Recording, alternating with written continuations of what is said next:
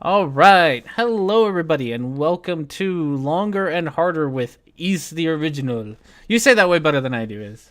Is that original? Is the Is original. this misleading? Is that? That's No, awesome. this name is meant to get people confused. So it's off. Awesome, awesome. So, yes, welcome, everybody. I have, for the first time ever, a guest, which is pretty great. And something that I hope I'll be able to do again soon is have other guests, because I know I've asked a couple other YouTubers, so I am looking forward to having more people come here. But we're gonna get through things quickly today because I want to get right into talking to all the things and stuff. So we'll get through stuff. Um, First things first, beer of the week, guys. We got Oktoberfest from Brickway Breweries in Omaha, Nebraska. I actually just went there to pick it up, and I decided to have a beer while I was there. And they have delicious pretzels. And if you're ever in Omaha, go check them out because they are awesome. I know. Did you have a drink today? Is I have, and I do something very weird. I mix cognac, which has a super unpronounceable name, and then I mix vodka. cognac and Cause why not? vodka? Yeah. Oh goodness. And what's that like? Like, what kind of flavor would you describe it as?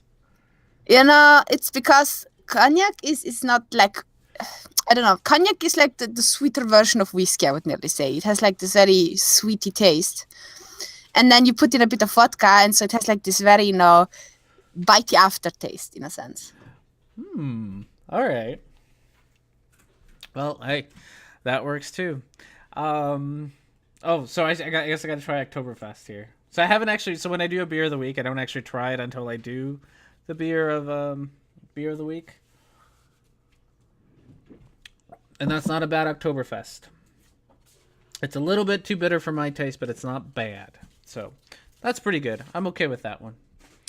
Let's see. What else do I got to do today? Oh my God, it's Logic. Your husband showed Is it up. the real logic? I I don't don't believe know. it. I might. I might. I've had a fake Undoom show up a couple of times as well. So Yeah, no, because I know there is a fake logic around. And the fake logic was commenting on a video that had the real logic in it, and the guy who made the video with the real logic was like, "What on earth is going on here?" so I don't know. You might be the real Logic. If you are, welcome Logic to the stream.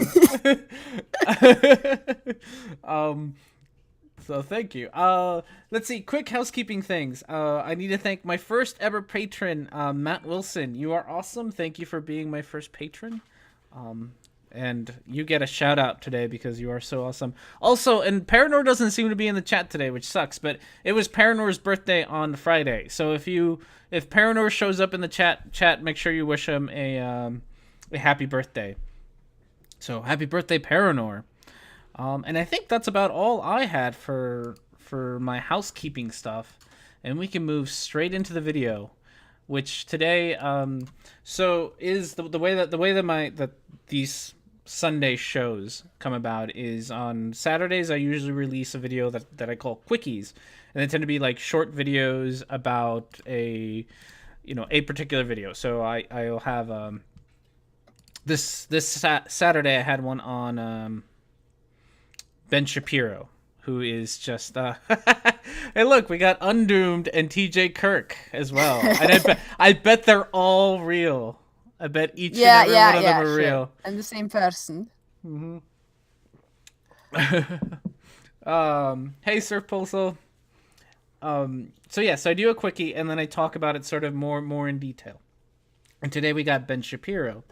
And one of the reasons that I think you would have that I asked you for this particular video to come here is because he's got a little section that we'll get to pretty close here that's going to be Okay. pretty much he does that whole like agnostics aren't atheists, and agnosticism is between Oh theism and God. atheism. Okay. And I know you love the definition conversation. Ugh. Yeah. Sure. Let's go for this. So we'll get to that No, in a little yeah. bit.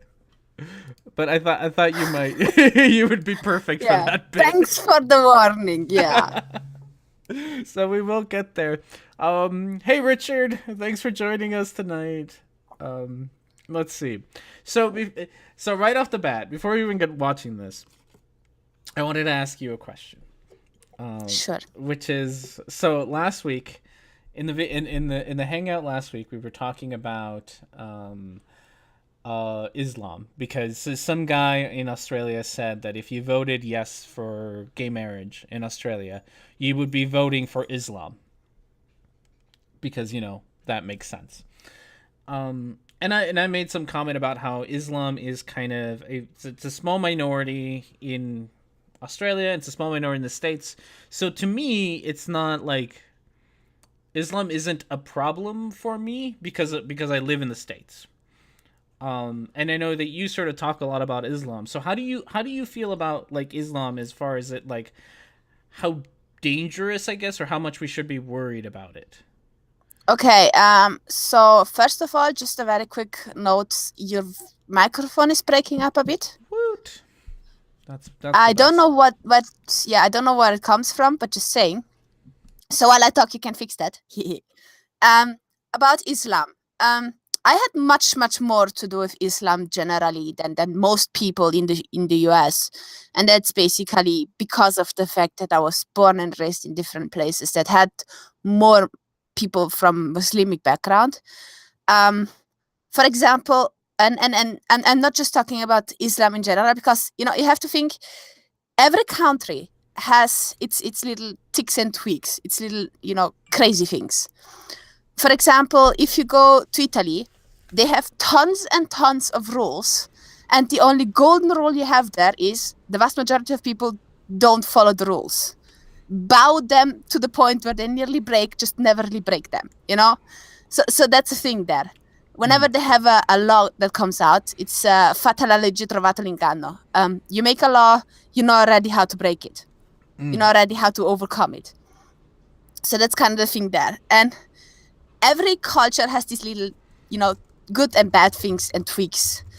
And so when I talk about Islam in general, these are just observations I have made about specific subgroups of that faith that just happen to, pop up over and over again. That doesn't mean it applies to everyone. So the few things that I have noticed where there is a huge issue with how women get treated when they're not from Islamic background, when they're dealing with Muslim men, especially young ones. There is always an issue. I have no idea why. But, for example, when I was very young, because I was living in the Netherlands when I was, pretty much still a kid. And we were living in a Turkish-dominated area. Turkish-dominated, that means, quite a lot of Muslims. Now, Turks used to be much more secular than they are nowadays. And even the Turks who lived in the Netherlands are not as heavy as, for example, if you take, Saudi people or Iraqi people or so. Compared to them, they are still much more secular. However, when I was younger, I had a couple of times where, people would either, not talk to you, for example, in Dutch, because, they don't want to talk to you in Dutch, they want to talk to you in Turkish. So they would refuse to sell you stuff or refuse to, talk to you. Oh, wow. Then I had a couple of times where the people wouldn't talk to me. They would only talk to the male person that was coming with me, because he's the boss. I'm not, even though I was the one who was asking stuff and who wanted to buy stuff. And then I had problems, for example, where a couple of people just would come over and start to spit at me because I wouldn't cover my hair. Oh, wow. Which was really annoying. And that was what happened in the Netherlands. Then I was living quite a long time in Italy. And that was, quite... In Italy, what happened was they had a lot of refugees from when they had the war, the war over in Kosovo. And there, basically, they had a lot of refugees and people coming over, and they had a lot of people who were coming over, and they were all Muslim. And you had a lot of people who would integrate, for example, one of my very, very dear friends, she would never go around in headscarf. She would just be completely like everyone else. If she wouldn't tell you she's a Muslim, you wouldn't know. She was just like everyone else. She had a couple of different rules. For example, her father was very keen on her not going out after 6 p.m. because that's just not, what women do. Yeah. But, that's a very different story from I'm telling you what to do. And so if you would see her, no one would even notice that she was a different kind of faith or religion. And because of the fact that the people from there more or less have also the same skin color, because it's not like those are, darkish, brownish Muslims, compared to the Italian people who most of the time don't really have a very bright, pale white skin either. They're actually looking more or less the same. You wouldn't quite know unless you would pay attention. They have a couple of, physical traits that happen to be more frequent in their particular group than in other groups of Europe, but just at the first glance, you don't necessarily notice. Okay. And so, she would go around and no one would have any issues with her because she was just anyone like us. But then you would have those people who basically, because in Italy they have this issue with, they have a lot of issues with rape over there, where, I remember when I was, I think, 18, I was opening the paper and I saw, there was this woman and she went from, I don't know, station A to station B, a couple of hours away with a 9th train. And she basically got raped the whole path through. Oh, no. Oh, that sounds awful. And there was the guy who goes through the trains to check the tickets. And he would go in and he would see it and he wouldn't intervene. Oh. So that was why it was such a huge issue. Yeah. The fact that she was raped was not why people got upset. They got upset because the guy who was going to check the tickets wouldn't do anything about it. Yeah. And that just tells you a bit of the mentality that's going on there in Italy.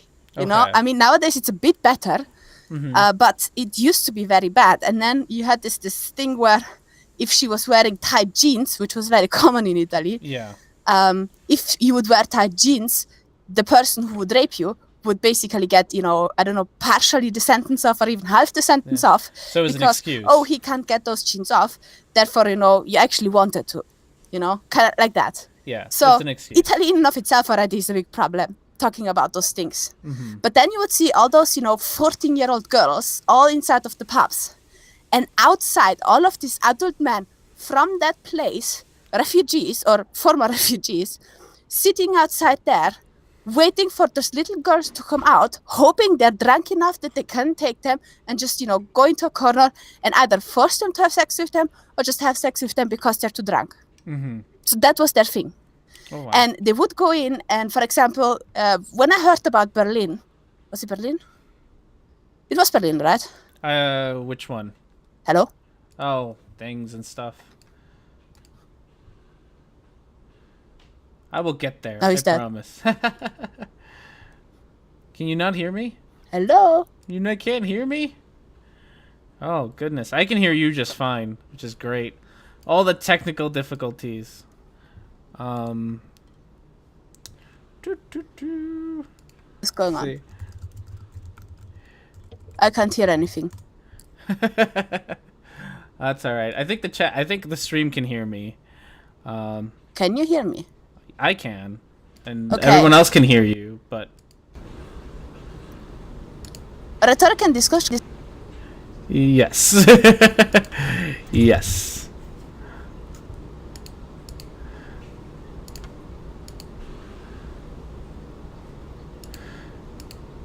Technical problems. How are we doing? Oh. Haha, there we go. Found it. All right. Yes, I could hear you the whole time. So yes, and everyone could hear you. No. I could hear you. Everyone in the. I think what happened is when I was messing with my microphone to fix it, I think it got disconnected and I got muted. And now I fix it. But yes, they can hear, and the stream could hear you, and I could hear you just fine. So yeah, I don't know the Berlin thing though. I don't know where that happened. Okay, what happened there?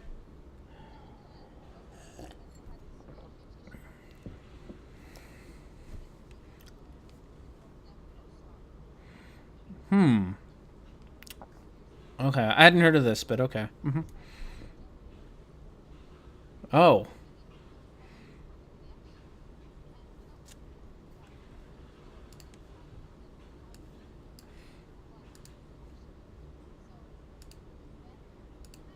I heard that for the first time, I was like, how are they not used to that? With all the Turkish people they had over there until to this point.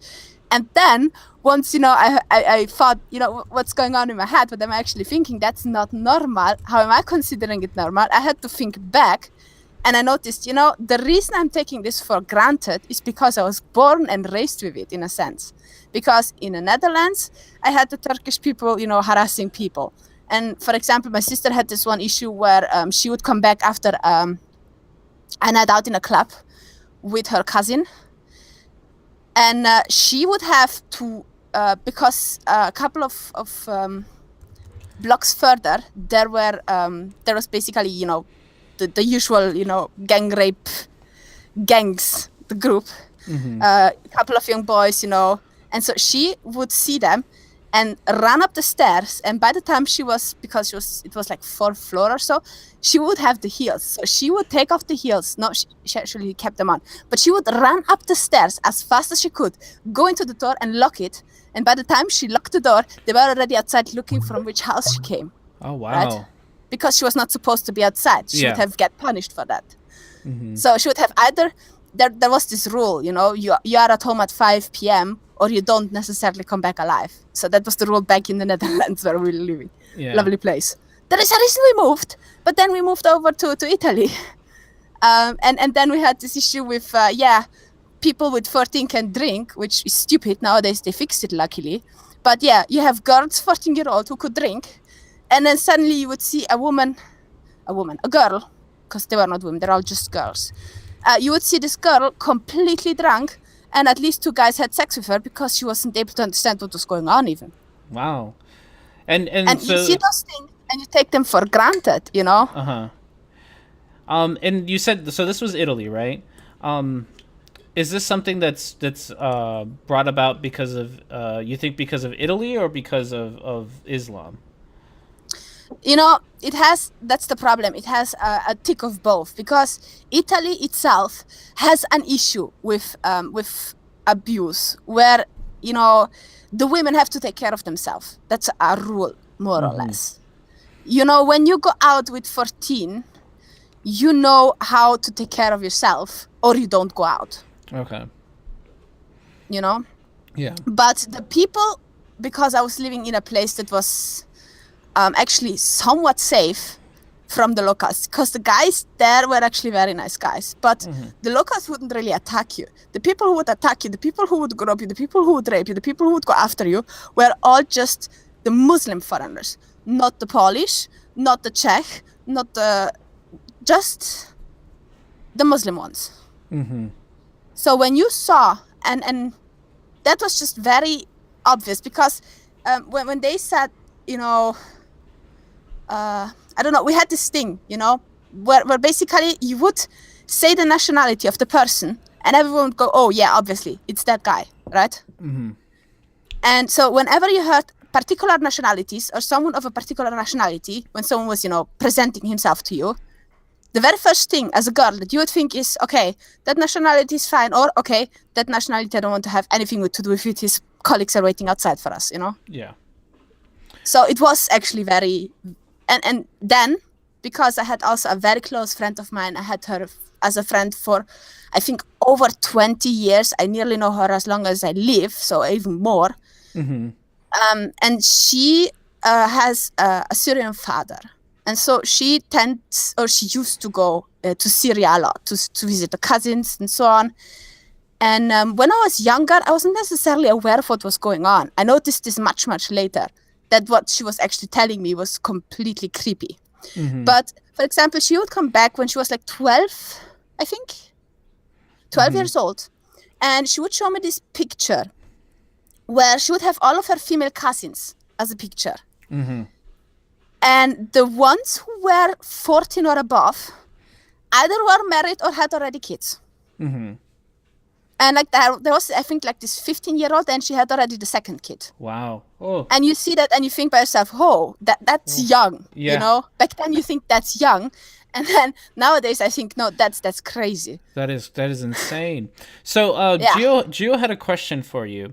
He's asking, which age would you recommend for legal drinking age? So here he's in Germany. It's 16 for beer and wine, and 18 for distilled stuff. So what would you say on that one? What would your recommended drinking age be?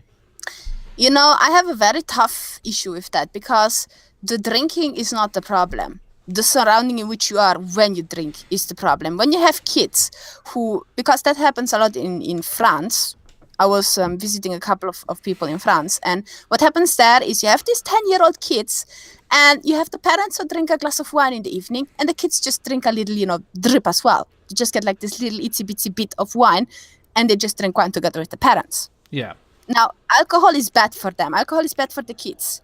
But if, for example, you have a teenager who drinks that amount because everyone else drinks it in the evening, that's probably not too bad, even though better not. Yeah. But then you have those kids who with 14 go out and just completely drink themselves to coma, and that is a very huge issue.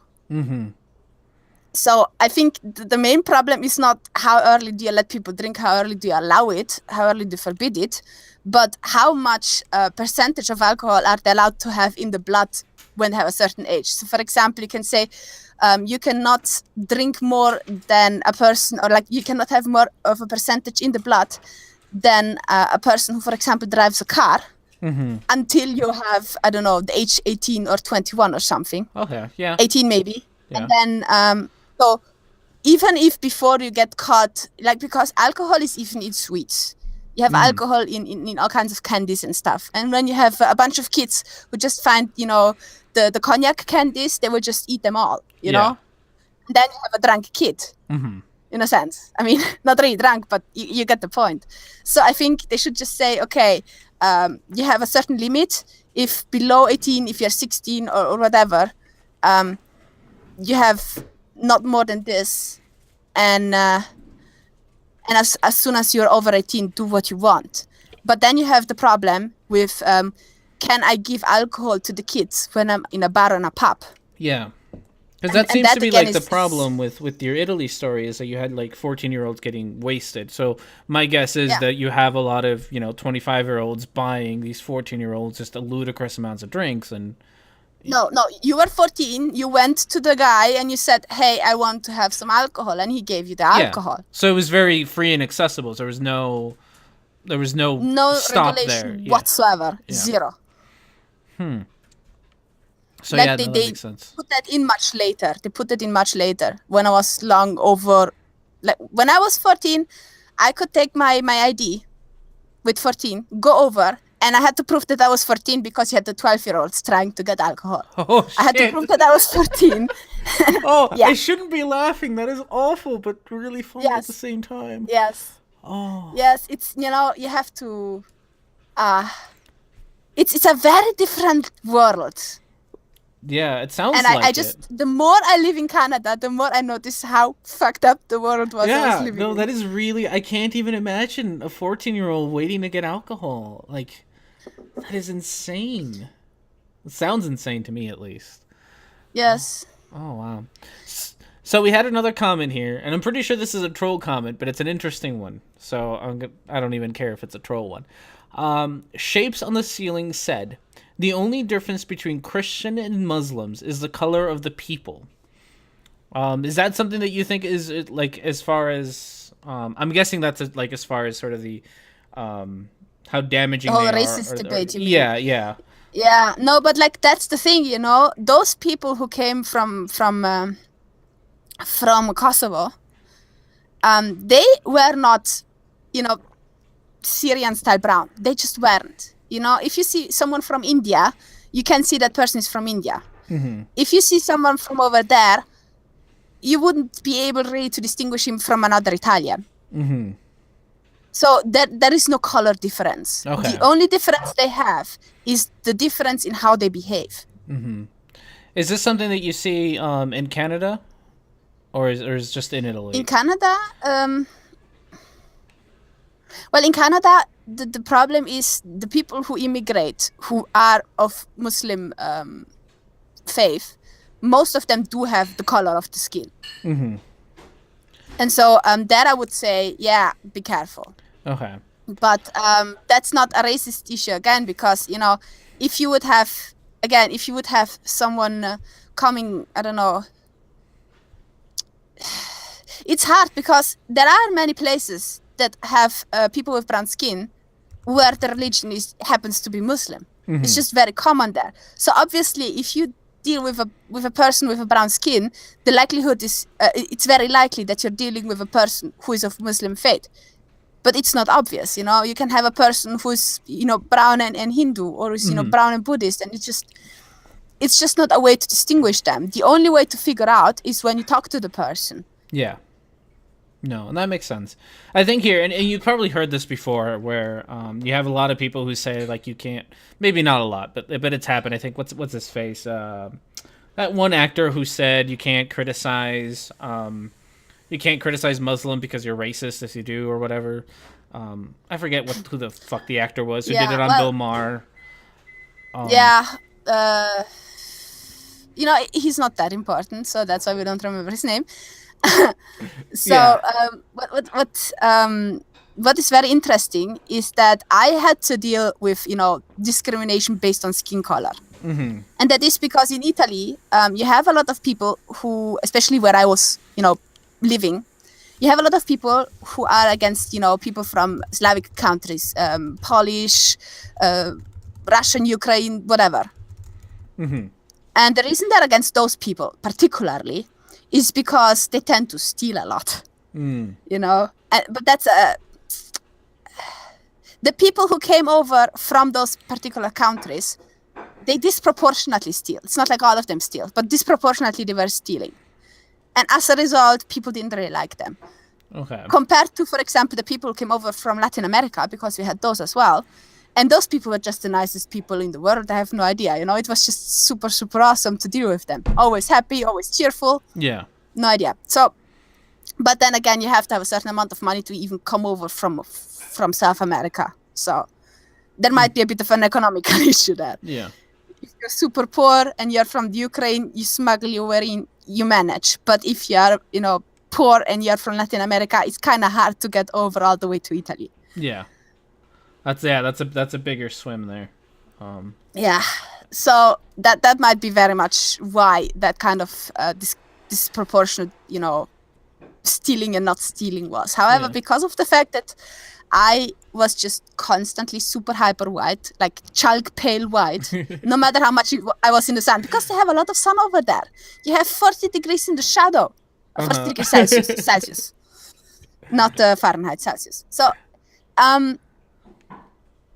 I was basically considered a Russian over there, which is why it's so funny that everyone considers me a Russian. Yeah, you sound, I mean, we talked about this before, but you sound very Russian. Yeah. Yeah, and the funny thing is that all comes from a very short period of my life, about 2-3 years, where I was actually traveling around in the Slavic countries. Okay. 4 years, max. So that short period basically makes everyone think I'm Russian. Yeah. Oh, it's what. Well, so here in the States, what happens a lot, I don't know, and I might be, I live in the States, and I might be being either hyperbolic or overgeneralizing it, but there's definitely a lot of fear mongering against Muslims here in the States, and in the States particularly, it's like very statistically unlikely that you'll get hurt by a Muslim, period, let alone in like a terror attack or an actual, you know, religiously motivated attack. You know, let's go step by step here, because I have looked at it and I've noticed a couple of things. First thing, where do these Muslims come from? Because the Muslims, for example, that come from India or from Indonesia are not the same Muslims as the ones who come from Saudi Arabia. The ones who come from Egypt are not the same ones as the ones who come from Turkey. Okay. So there you have already your first issue. Where do they come from? Secondly, why do they come? When you have people who make all the way over from whatever, let's say what is common. I don't know, if they come over from India, you know, they manage to get a bloody plane ticket. Yeah. So they're not the most illiterate people in the whole world. They know what they're doing. And so the likelihood that those people come into your country and then just have no idea what they're supposed to do and then just, you know, stick to their tradition and claw on them is not as likely as, for example, people who just, you know, get over by boat through North America up to Spain or Italy and so on, who have only lived in their little, you know, world, have never really seen anything else. And now they're in this completely different country with completely different people, with completely different cultures. They don't even really know the language. And they're stuck in there. And all they do is they basically just claw on their culture. You know, it's a scare mechanism. They just stick to it. And they build this little, you know, ghettos and everything. Yeah. And that's much less likely to happen in the US because of how, you know, the whole situation is, because of how the people who come over already are. Yeah. It's also much harder to get into the US than it is, for example, to get into Europe. Yeah. From North America. It is much less likely that the people will all end up super in the same place right away, because that is, you know, for example, when you get flooded over on a particular coast, that's usually the first place where you gather, right? So when you come from North America from North Africa with the boat, and you get to Spain or you get to Italy, in the south of Italy is where you gather up first, right? Then you have little villages where you have like 10 people who are actually Italians and everyone else is a refugee, hundreds and thousands of people. So they gather up there, and then obviously they stick to what they know. They stick to their culture because that's the culture they came with and that's the only thing they know, right? There is no such thing as diversity and integration and stuff if you come like that. Yeah, no. And we have some of those here in the States. Like, you know, we always have in New York and in big cities, you have like Chinatown and Little Italy and all those things. So, Yeah, but I say it's just much less likely. Because it is. No, and you're right. I mean, it's much less likely that you just come over and you just get dropped into the same place. Yeah. So would you say that so my take is that that there's far too much fear mongering against Muslims in the U.S., specifically in the U.S. and this like ignoring, because I understand that other parts of the world are different. Like if I personally lived in a Muslim country, I wouldn't feel very safe around Muslims because I know that they don't like atheists very much. I'd probably speak out against the treatment of women and stuff. But in the U.S., I feel like that's not a... Hey, look, I'm in the chat. Hi, me.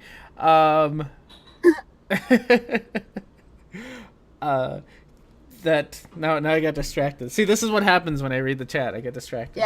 Yeah. So no, you were saying that you have this thing where, like, in a Muslim country you would not feel safe.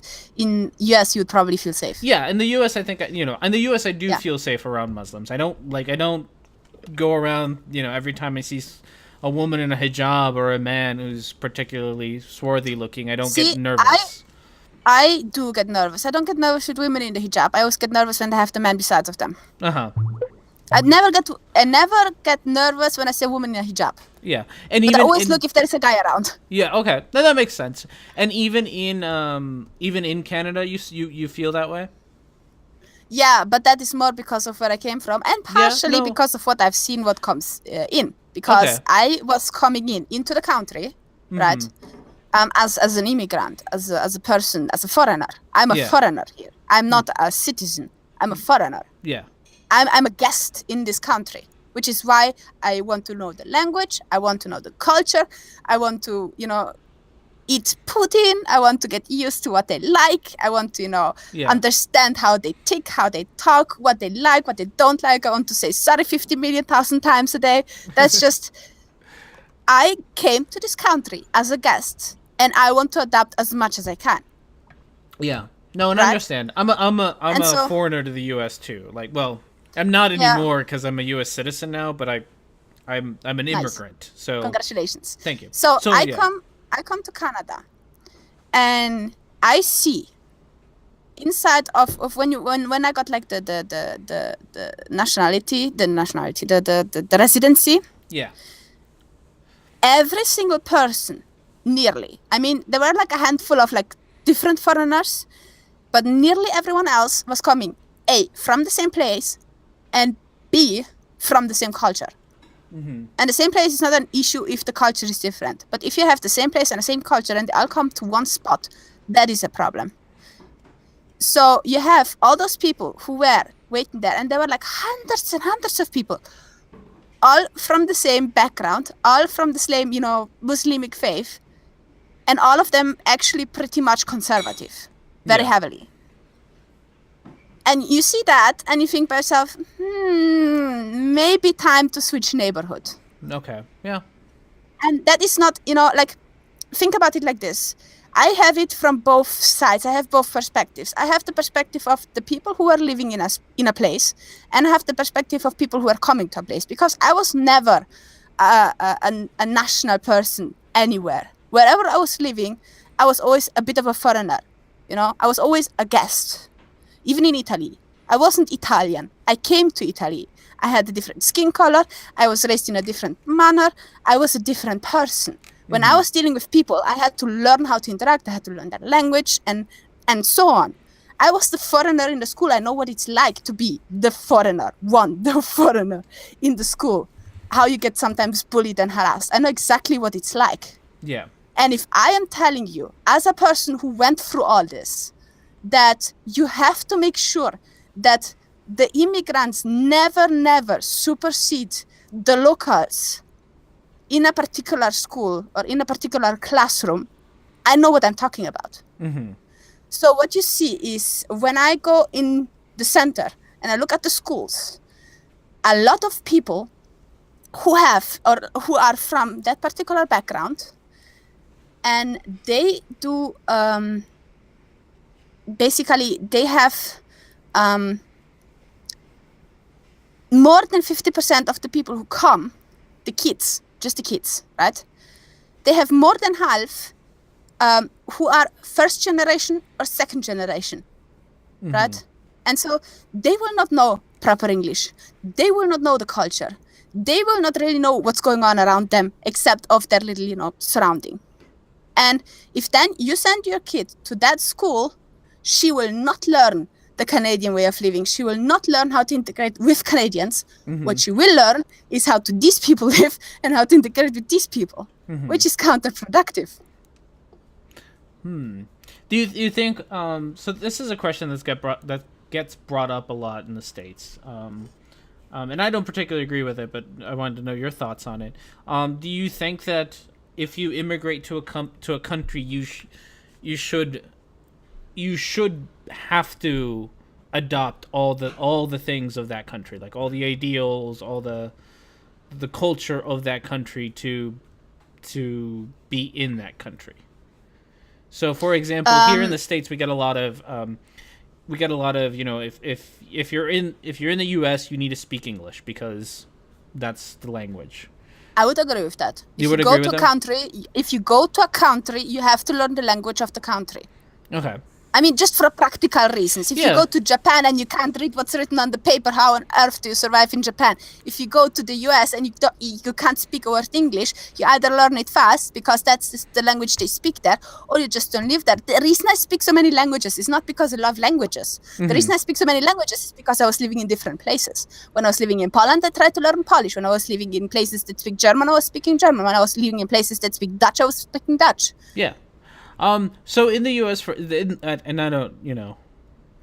the U.S., for example, we very much let people sort of be whatever. So if you go to like San Francisco, for example, and you go to like Japantown in San Francisco, like all the street signs are in Japanese and English. All the businesses speak Japanese. You could move straight from Japan to this one town in San Francisco and never have to learn any bit of English because you could actually survive. Like, you don't need it for survival. You could spend your whole life in this one part of Japan or Japantown and I mean, be what fine. part in the US? Yeah. Yeah, I mean, Yeah, granted, you can never move to like Idaho or whatever. You which can is never. partially already the problem, is it not? If you live in a country, you should be able to move around in the country how you like. If you cannot move around in the country because you don't speak the language, you did something wrong. So, but again, what if you don't want to move around? Like, what if you are perfectly content? Like, you live here and you're perfectly content living in this one part of the country, just like this is cool for you. Yeah, but it's not about you though, is it? If I you don't know. come to a country, and that's my personal. I was living in several different countries where I was not agreeing with the ideologies of the people, right? Mm-hmm. Like if you go to Poland and they constantly, because they're like super religious over there. Well, they're in Italy too, but in Italy you wouldn't feel it that way because they wouldn't go to church that much.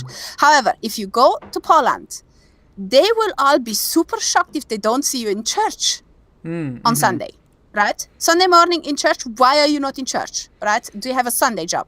That's what they're asking. Did you have to have overtime? And I had this mate of mine, because I had at a certain point I had a flatmate, and she was Polish.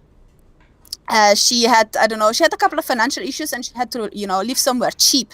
And I said, just move to my place. I have enough space. Let's just live together. You go out with the dogs, and we're fine. Forget about the money, because she is super nice. She's super super nice. Anyway, so every time she would go Monday mornings to the church, and every time she would be like, hey, why don't you come with me? Jesus loves you. Why don't you come with me? A bit like the Texans in your place, probably.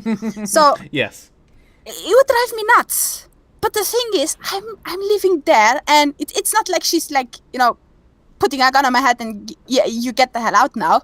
It's not like she's mean to me because I wouldn't go with her to church. It's annoying, yes, but that's just the way these people live. I am a guest in that particular place. I'm not going to tell her, no, there is no God, fuck off. I'm just not. Because that's just so ingrained in their culture. If you really want to, get the whole godly debate, if they bring it up, that's one thing. But if you're just living there, they have their tics, they have their tweaks, they have their weird ideas. Let them, And so, obviously, if someone would say, you ought to be forced to, and the same thing with Polish. If you go to Poland, everything is in Polish. It's very hard for the people there to speak English because that's just not that common. It's more common now because of the European Union, but it didn't used to be. So especially a lot of the older people do not speak any kind of English. So you go there and you want to, buy something, you want to find something, you want to make your taxes, because there the people can make the taxes perfectly fine themselves because they're easy enough. In Italy, you cannot. So in order for you to understand what's going on, you have to speak the language. Okay. What would stop you from speaking the language? I mean, sure, it's hard, especially when you have a certain age, but it's so practical. Already the idea that you wouldn't learn it, and I'm not talking about accent, because people do have accents. Yeah. But at the same time, knowing what people tell you, like if someone screams at you, careful, the bus can't stop. You'd rather likely want to know that, don't you? Yeah. Careful, the guy has no brakes. No, so no, I understand what you're saying. Like I said, I moved to the States and I had to learn a brand new language to be here. But I also wanted to, when I moved to the States, I wanted to expand and go live in other places. And so I bothered to learn English. Poorly, but I bothered to learn it anyway. So I understand that. How do you feel? So in the States, for example, we have a lot of, like, we don't just have cultures of foreigners or little pockets of foreigners who live in the States. We also have little pockets of Americans who sort of live in their own pocket world. So we have things like the Amish, who are American born. They speak English, but they sort of refuse to partake in general American life. Like, right? Like they don't sit around and watch the Gilmore Girls on their giant TV. Yeah, but that's a personal thing, though. The difference I draw is, what do you do between your four walls personally that doesn't have to do with anyone else, or how do you interact with anyone else, right? So if I cannot vote here because I'm not Yeah. a citizen, I'll probably never really do it because A, it's expensive, and B, it doesn't bring anything. The only stupid people you can vote for is Trudeau, so it's not helpful. So you are in the situation where you have an impact on other people. You know, for example, the example from the Netherlands. You have a Dutch person coming into your store. No one tells you you have to not speak Turkish with a Turkish person if you happen to have a Turkish person in the store. But the moment the Dutch person comes into your store and asks you something in Dutch, the least you could do is to be kind and answer in Dutch. Yeah. The thing, for example, that is very common in Syria is that everyone always asks you about the whole family, and not just like everyone they know from your family, they asks, how is this person? It's annoying, but it's very common. So basically, we had this Syrian medic, and you would go to him, and he would go, hey, how are you? How is your family? How is your wife? How is your daughter? How is your son? How is your other daughter? How is your other son? And so on. The whole family through, right? And that is because he was raised that way. That is his way of showing you politeness, okay? If you do not understand it, you get confused and you're like, what's wrong with this guy? He's always nosy, right?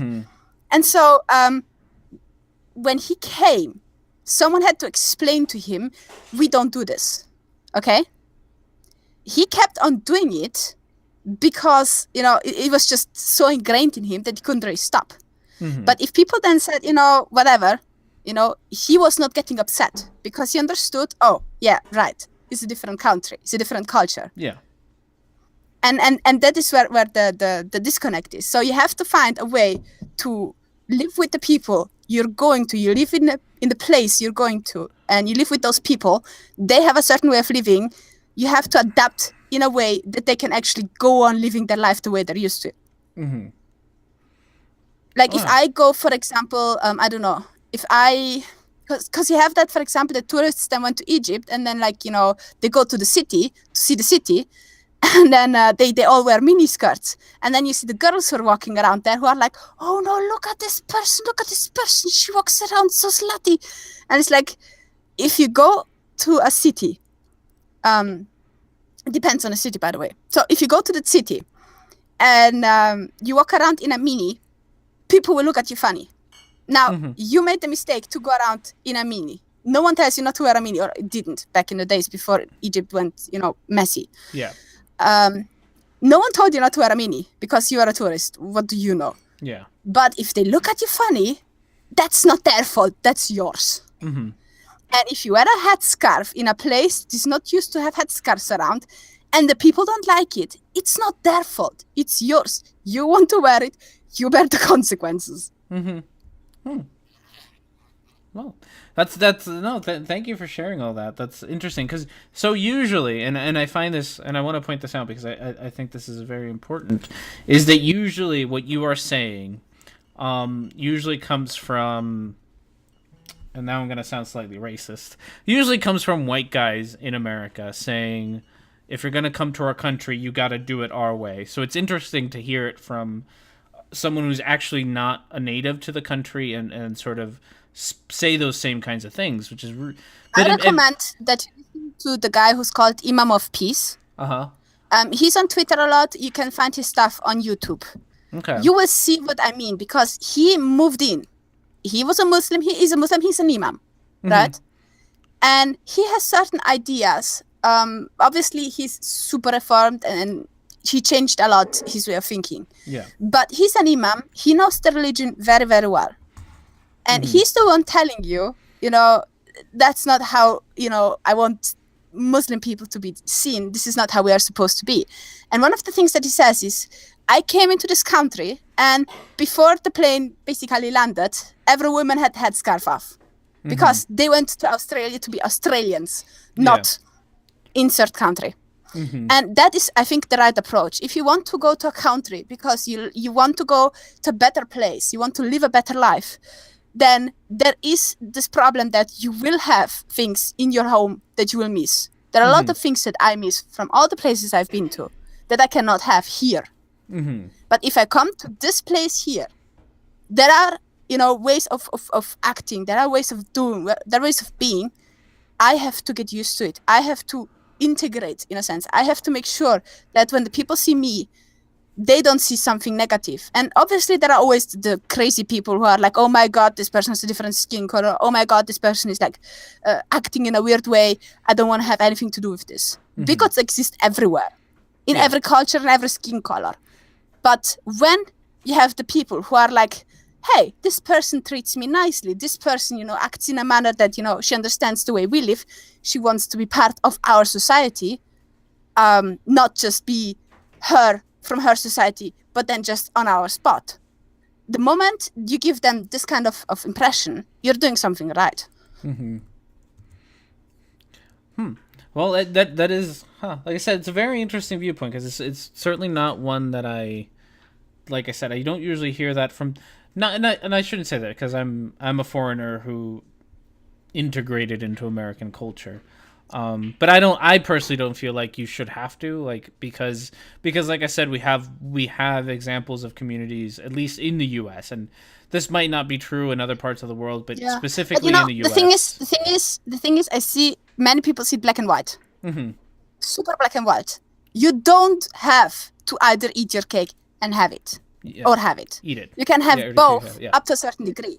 If you are super into sushi or sashimi, you can do that. You can make that inside of the US. It will be harder to find the stuff. If I want to make a proper tiramisu, it's very hard for me to find the ingredients. But no one stops me from making a tiramisu. If I want to teach my child any kind of foreign language, no one stops me from teaching a child a foreign language. If I do not teach my child English, or I do not expose her to people who speak proper English, I am doing a disservice to my own child. No, and I'm doing a disservice also because she will be considered a foreigner. She will be seen as a foreigner because she's second generation. She will be seen half, but she will be seen as a foreigner. And she will not be able to integrate properly. And she will get hostility towards the people who live there. Not because the people are hostile, but because they're reserved towards her because she acts weird. So do you think a lot... and I think we mentioned this part. Do you think a lot of this is... more survival than anything else, because like you said, you want to teach your daughter how to not be a foreigner in her own country, because she's Canadian, so she should be able to be Canadian, right? So do you think a lot of it is just for survival? I don't think it is really survival, though, is it? I mean, how much do you want to stick to your own culture if it decrements your life quality? Just for example, if in Canada it's super easy to order bacon. Just say it's super easy to get anything what you want with bacon, Canadian bacon. Funnily enough. So by the way, audience, that's just ham. That's not actual bacon. It is they have a lot of sweet potato fries around here. I have never eaten a sweet potato in my life until I came here. Right? Now, I can be like, I am not eating this. This looks ugly. Poutine looks ugly. It looks like it's greasy and ugly and horrible. Why should I even try it? Right? If there's nothing that I'm allergic on it, buy the sour apple and just try it. It might actually be tasty. I can't get myself to eat pineapple pizza, but that's because I know how pineapple pizza tastes. But for everything else, like poutine, I was not into getting poutine I wasn't eating poutine for a very long time. But that's mainly because every time we went to a place, it was like fast food poutine kind of thing. And I just wasn't into it. And so when we actually came to a proper restaurant where they actually served poutine, or like a proper place where you could get, homemade poutine in a sense, I was trying poutine and I was like, hey, it's actually not bad. So now I have an extra dish that I can eat. I'm making my life easier because it's much easier to get poutine in Canada than it is, for example, to get the properly cooked pasta. Yeah, I guess where you and I sort of disagree here is that I think for you it makes life better. It makes life easier to adopt the culture that you live. No, you're surrounded. For all the foreigners who are listening in, I'm just making advertisement here. Integrated. No, because that's the problem, right? I'm telling this from a perspective of a person who moved there. Yeah. Oh, yes. And Keep you're that in like, mind. yeah, let the people do, let the people live, let the people do whatever. Mm-hmm. And the thing I've noticed is the people who integrate into a place and actually open themselves up more than they would, feel comfortable with usually. If they open themselves up enough, it is so much easier for them, but it's also so much easier for everyone around them. Because let's say you come to a country and you don't speak that person's language and you don't know that person's culture, then you have the locals there who have to deal with you. Mm-hmm. They have to, interact with you. They want to be nice. They want to be kind. They have no bloody idea how to do it because they don't know you. Yeah. You know them. You know their culture. You figure it out. They do not know you. Mm-hmm. You're on their territory. It's like if I went to China and I insisted that everyone talks English with me, and I insisted that they give me, I don't know, bacon and sausage. Make sure they have hamburgers at all the restaurants so that you can be Just saying, like if you go to a place, obviously certain things you by default don't really want to deal with, mm-hmm. but to avoid them is your job and not theirs. Yeah. Let them live comfortably the way they're used to it, because that's their home. It's not yours. It's mm-hmm. yours the moment you adapt the way they do. The moment you come to a place and you act the way they act and you live the way they live, then you can turn it into your home. It's not your home by default. You cannot turn their home into your home. Yeah. So I understand. No, I entirely understand what you're saying. I guess my whole thing is that for me personally, I don't care if somebody wants to be here and make their own lives difficult by not learning the language. Like, if you want to do that and that's your choice, I don't particularly care. Yeah, but then if you have enough of those people, you give them the right to vote, they will turn your country into their country. I suppose. And that is dangerous because many people go away from their country because they don't like their country. So if they try to turn your country into their country, chances are you won't like it either. That's a point I've never thought about. I guess because a lot of, and it might just be because of, again, where I like. So for example, where I live now is in the middle of the country. I live in Nebraska, which is dead center of the middle of the U.S. So. It's not a very diversified place. So for me, I don't like, it's not like there's a Hispanic neighborhood in town or in the city, and I don't particularly see them growing to the point where they take over because it's such a white area. But again, I don't know what it's like in cities. Sorry. I think the stream can still hear me. I think the call isn't very good. Okay. But I think it's a different perspective for me because of where I've lived as opposed to where you have lived. But I could see the threat of, I could see where you're coming from about changing things for the worst. And there's, I guess, no real way to predict which way that will sway or not. The thing is, if you listen to people like Imam of Peace, mm-hmm. if every person who would come to Australia would have a similar, not completely fully like him, but a similar mindset to him, no one in his sane mind, no common person would be against immigration. Mm-hmm. But, if you go to a place and you are hostile towards that place, which is basically what it is. If you don't feel like integrating, if you don't feel like adapting to them, if you force them adapt to you, you're basically hostile to a place. Mm-hmm. What you do is you mess it up for everyone. You mess it up for yourself, which do whatever you want with yourself. But mm-hmm. you mess it up for the locals, the people who are living with you, who have to live with you. And you're also messing it up for everyone else who wants to leave the country you left. Yeah. If you come over and you mess up, and that is why I brought up this girl who doesn't wear the headscarf, because she wants other people to feel like she's part of them. Mm-hmm. Because she could wear the headscarf. She would like to wear the headscarf. She's one of the few people who actually wants to wear the headscarf. Mm-hmm. But one of the few, and I say that explicitly because there are a lot of people I know who do not want to wear the headscarf. and have to. But she wants to wear the headscarf, and she does not wear the headscarf because of the fact that the people who are around her have, because of all the people who came with her, such a bad view of that particular group of people, that she makes it much easier to communicate with her, to break the barrier in a sense, by just being like, hey, I'm going one step further towards your place. I'm going one step further towards you. Look, I'm actually a nice person. Talk with me, deal with me. I'm just like you. And so if a lot of her kind of people would be around, there wouldn't be an issue with having, for example, refugees coming or having other kind of people coming. Because if you have all of these kind of people who are like, hey, I have my ideas, I have my religion, I have my whatever, but here I am. I try to make a communication. I try to, be part of your place. I try to be part of your society. It makes it so much easier.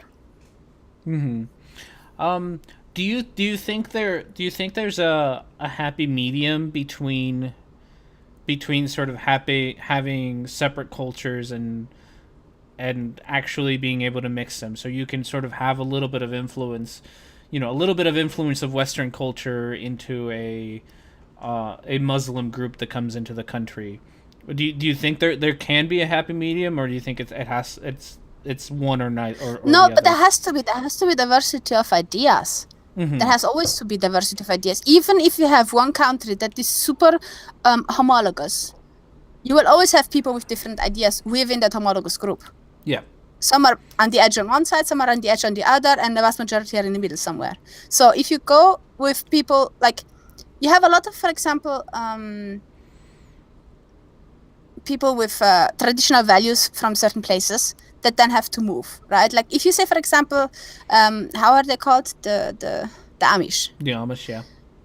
The Amish don't tell you cannot watch TV. They will not watch TV. They won't tell you not to watch TV. But their idea that it is bad or whatever, there is needs to not watch TV, that doesn't go away. That is their opinion, and that is supposed to stay. It's their opinion, right?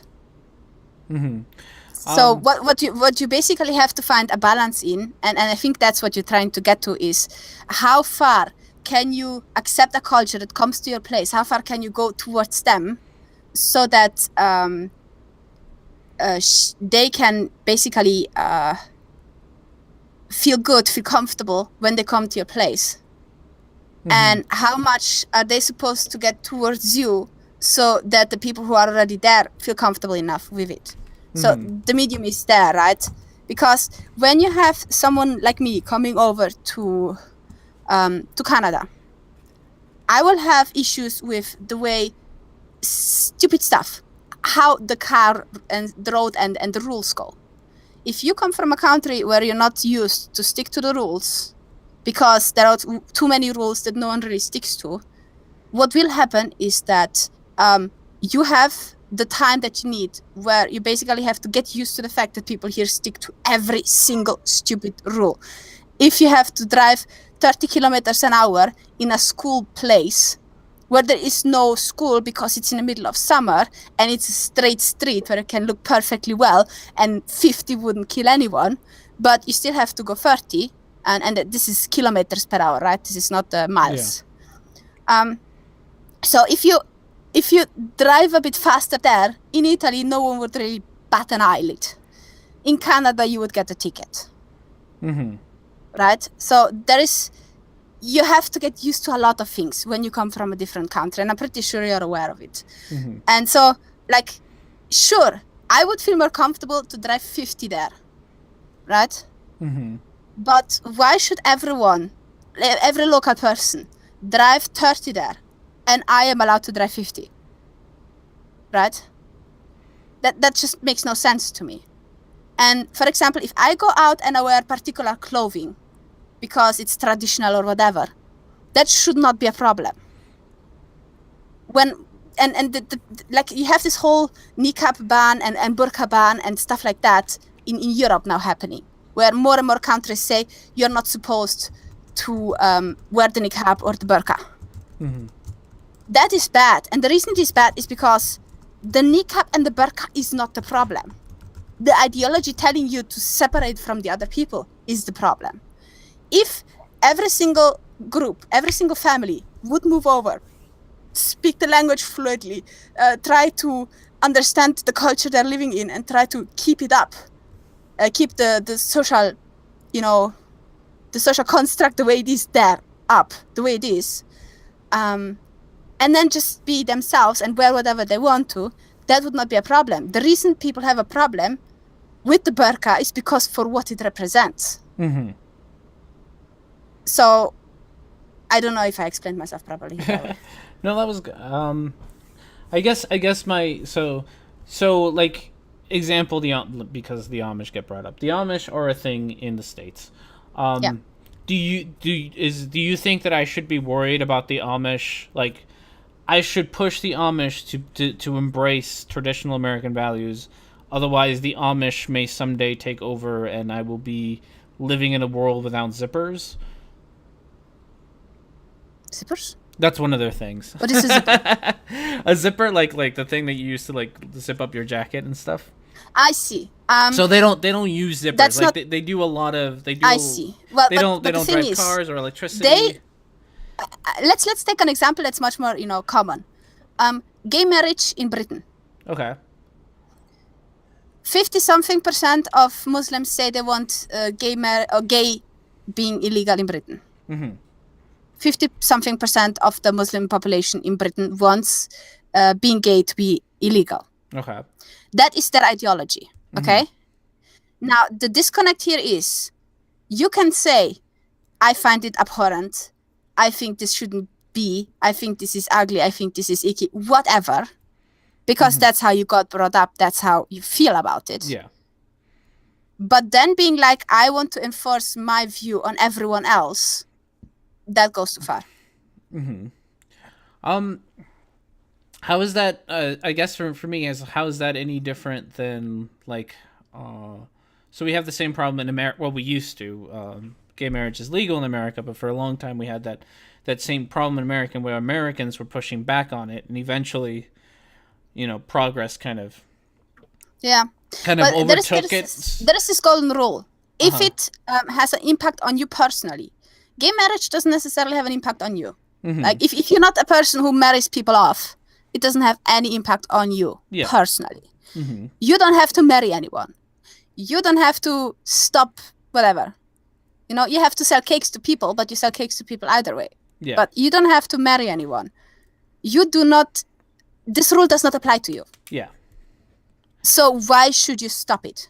No, and I understand the thought behind not stop. I think the idea of stopping, then that, I guess that is actually my whole point, is I think the whole idea of stopping other people from doing things that don't necessarily affect you is sort of why I tend to be more in the camp is I don't care if immigrants don't want to learn English, or they don't want to they don't want to take part in American culture, because as long as they're in their community or whatever, like, why does it doesn't affect me in any particular way. And if ever does happen that I have somebody who's spent their whole life, say, living in Chinatown, who wants to come to me and wants to get my business, if they ever come to me and I can't communicate, we can't figure out a way to do business, the only one who loses there is them, not me. Like, I'm not losing anything by not being able to have them be part of my business or whatever. They're the ones losing out, not me. So why do I care if they're the ones? I should clarify one of my points. Okay, yeah. Okay. And that is, when I say the people should integrate, I don't say the locals have to force integration on them. Okay. It's not like, the people language maybe. Mm-hmm. And language has to be because, you have to communicate. Yeah. People have to be able to communicate with you. If they want your passport, and like if a police stops you, you have to understand that he wants your, ID and your driver's license. It's the same thing with driving a car. If you go to a place, they have certain driving rules. You have to have a license that's valid for that place. Yeah. So that has to happen. Language has to happen. And that is just a basics, If you have a driver's license in a place, if you want to drive a car there, you ought to have the driver's license that actually fits to their place. If you want to live in a place where they speak a certain language, you ought to at least know the basics of the language so that people can actually interact with you when necessary. Okay. I guess. But everything above that, like how you raise your kids, what kind of traditional values you have, everything like that. I argue it is better to adapt and integrate up to a certain degree. That doesn't mean that I force it. Okay, I think, and thank you for clarifying that, because the chat's been kind of angry. Is that I think that might have been a confusion, because I agree with you that you ought to, like, that'd be better for you to do it.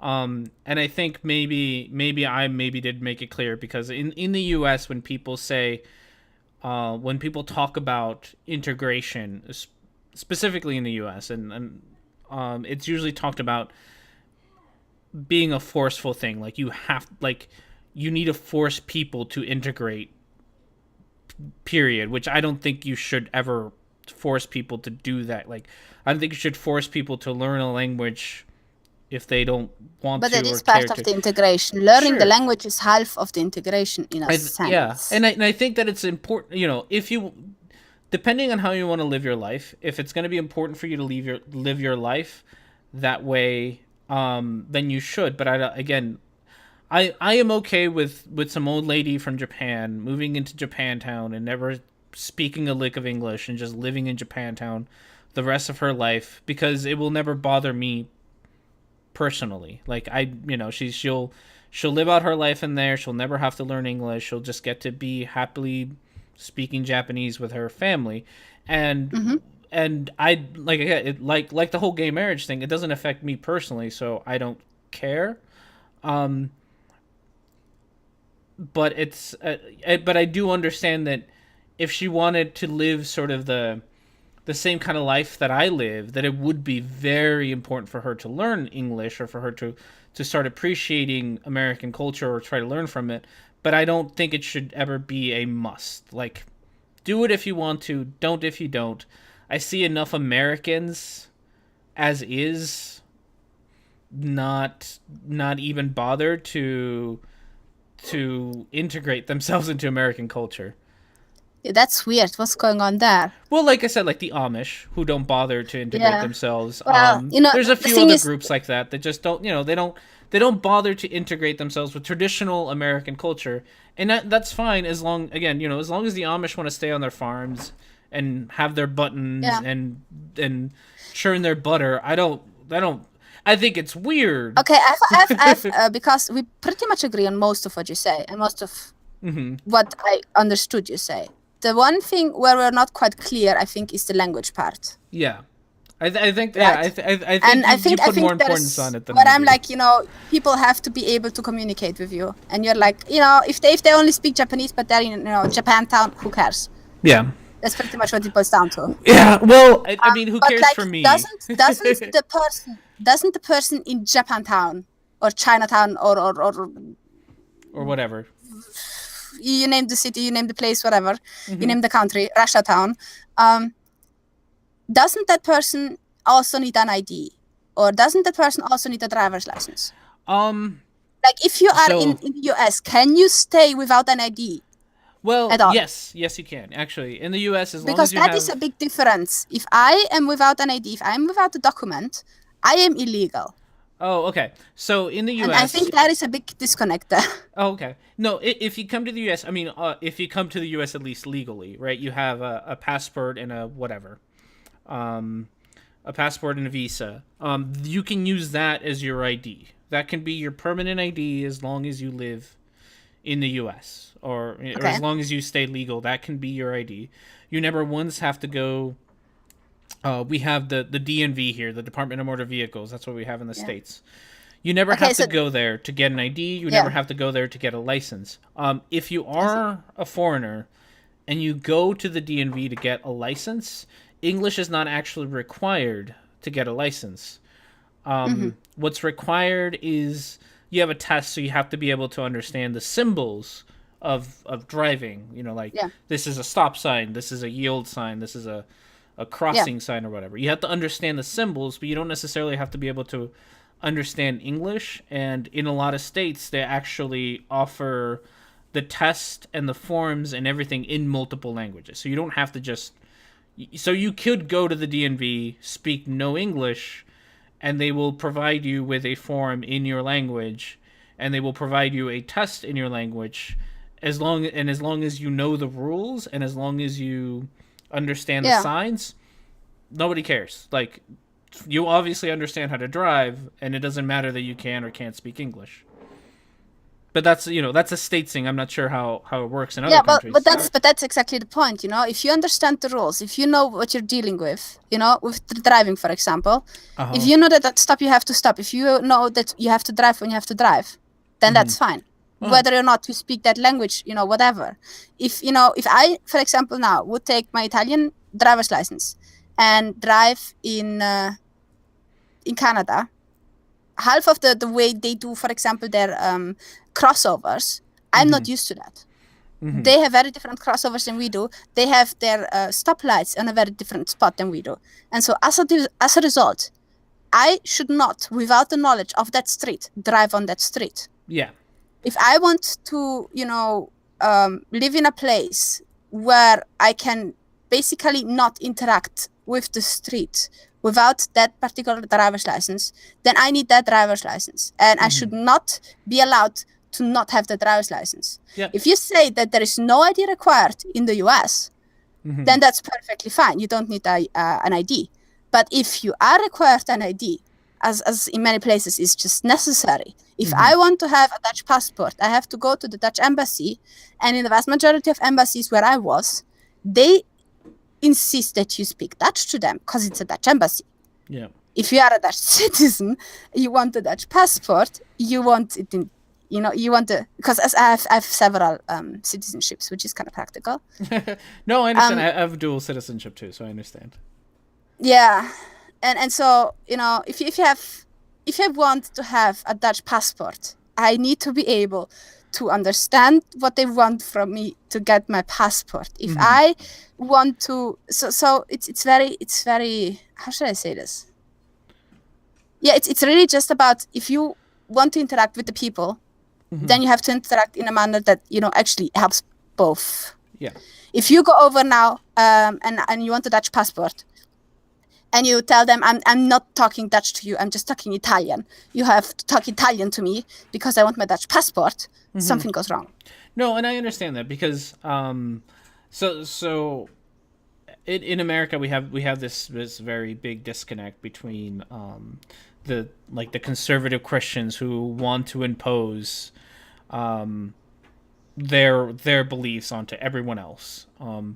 And so we have that same kind of disconnect where we're trying to in the U.S. we're trying to figure out who gets to impose whose views onto whose, where you have, which is really what it is, right? You have the left trying to impose their rules on everyone else. You have the right trying to impose their rules on everyone else, and we're trying to find that nice little middle ground. So I understand sort of that you have to at some point, and I understand if you're going to live in a country, it'd be better for you to understand it. And if it's impossible for you to actually live there without that language, then it's better for you to learn that language than it is to not. I think in the U.S. it's just very different because we really one more thing. Yes, go ahead. I use language very differently because of how I'm used to learn language. Okay, so if I say have to. I use a very different cultural background to say have to than, for example, a Canadian would do. And there already have a problem because the thinking behind the language makes it messy. When you go over and you say, in my particular hometown where I was living in Italy, if you go over and you say,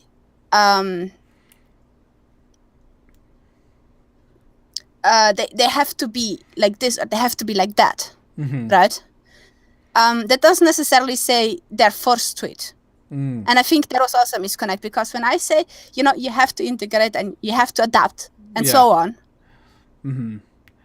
I think that there was also a bit of an issue because when I say you have to, that's my personal perspective, right? I say you go over there and you have to. And this have to means you as a person have to. Not the state has to impose it on you. You have to as a person, right? So that's the way I think.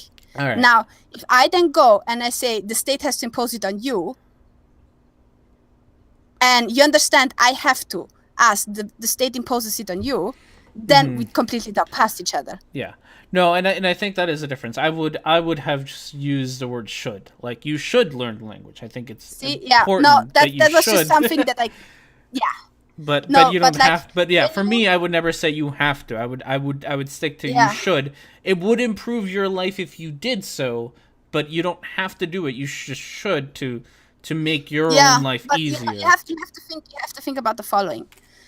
You cannot blame a country getting hostile towards people from another country when they move into that particular country if the people who move into that country are hostile to them. If you have a lot of people moving into the US who are perfectly nice people,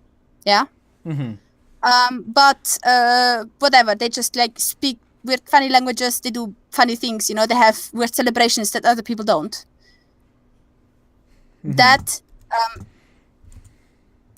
That is on the people who live there already. Like if you're just, how should I say this? Let me find an example that makes it more practical.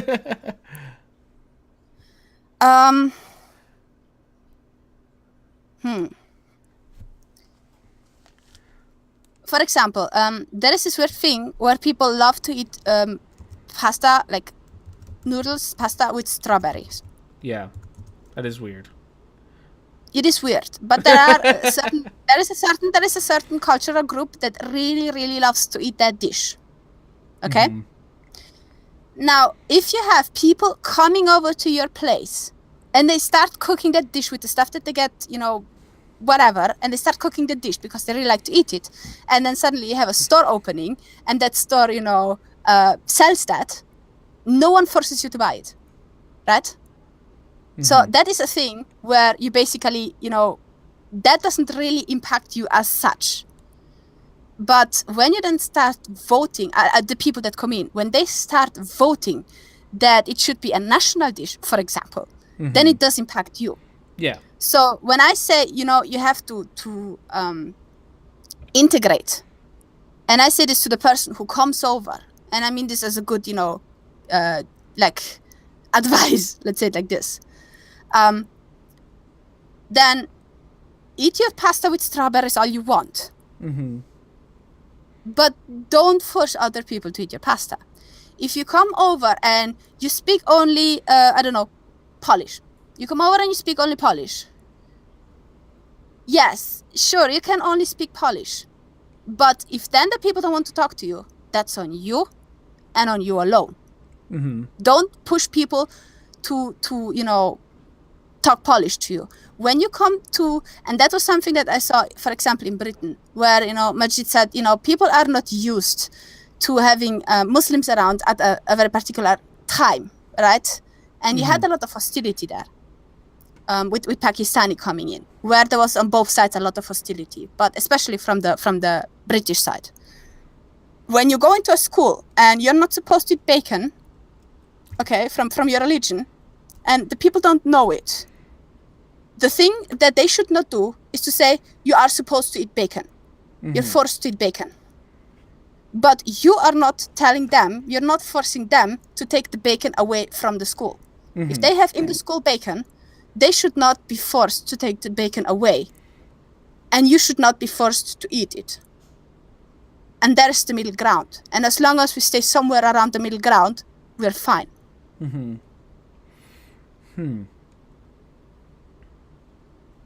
So, okay. Why don't this is the, like I said, I've never had a guest over, so I'm trying to figure out. I usually take a break around now because I have a very small bladder. Okay. So we can take a break and then we can keep talking about this. I think this is very interesting. Mostly, I think this is very interesting because I rarely get to have this conversation with someone else who's also a foreigner. Like I said earlier, I usually get to always have this conversation with other natives. Can I point out something? Can I point out something? The vast majority of people who disagree with me are people who have never moved to another country. Mm-hmm. Yeah, I understand. I disagree with you, but I'm from another country, which is why I think this is so fascinating. Because I probably don't disagree with you as much as we do. You know what? Since you disagree with me, why don't you like poke in a bit more? Why don't you just chive in a bit more? Mostly because I want to learn what I want to listen to what you're like.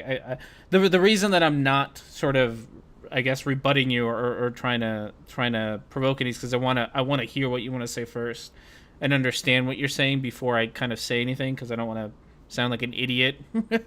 So I want to know what you're actually thinking, I suppose, is the best way to do that, or for me to say that, I should say, because I mean, and I don't think I disagree with you as much as you think. I think some of that confusion came with the ought to versus the should thing, where I think you should, but you don't have to, and I don't really care if you do or don't. And then I disagree in this point here, about like the culture being changed by foreigners, because like one, it's culture changes. Like one, I don't particularly see a giant mass of immigrants being big enough to actually change U.S. culture in any significant way. And this is can this might be an American thing. Can I put out something? Sure, and that was something I saw before in the chat. Someone pointed out, the Amish are here actually quite a long time. Mm-hmm. Right? Like they, with their ideas of, no TV and so on, that is actually much longer in the US than, for example, people coming in with a different, I don't know, faith or religion or whatever, possibly, in a certain amount of numbers. Mm-hmm. So you cannot really say that it's not part of the American culture. And the reason it's not necessarily not part of the American culture is because in the American culture, they have this very distinct thing of you do you, and you have all these little different spots of you do you of different cultures inside of the American culture. Mm-hmm. No, so I think that right, is we do. part of the American culture. Yeah, and that is something that is also very different to, for example, the other cultures like the Italians. Mm-hmm.